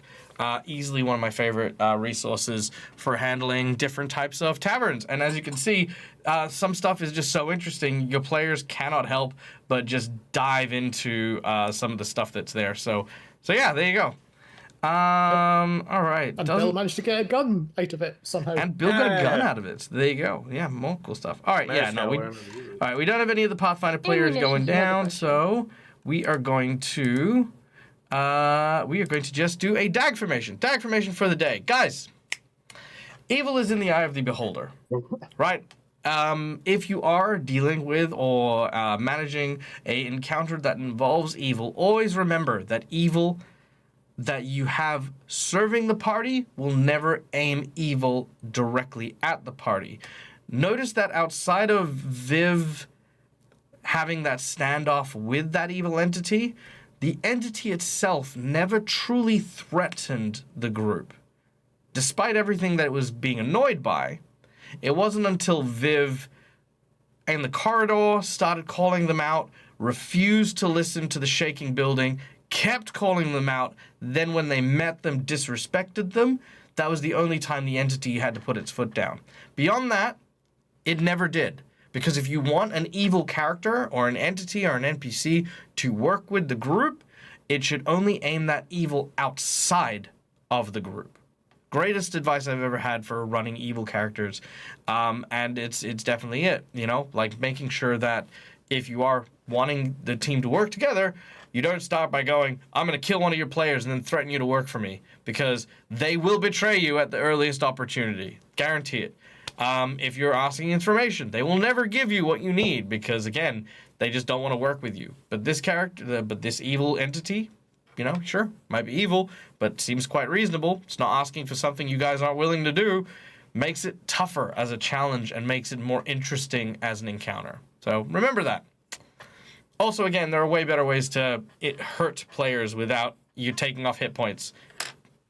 If your players are open to it. Always check, though. Always make sure. Okay. There you go. That was more dag advice than dag formations. Dag formations. You're awesome. keep doing what you're doing. And if you aren't having a good week, then go and find your favorite beverage, drink it down, and remember that in that moment, you got to do something that you truly enjoyed, and there was no one who could stop you. There. Boom. Unless you have diabetes, then don't drink the sugary drink. Okay, that's a whole other thing, but, you know, we'll talk about that later. All right.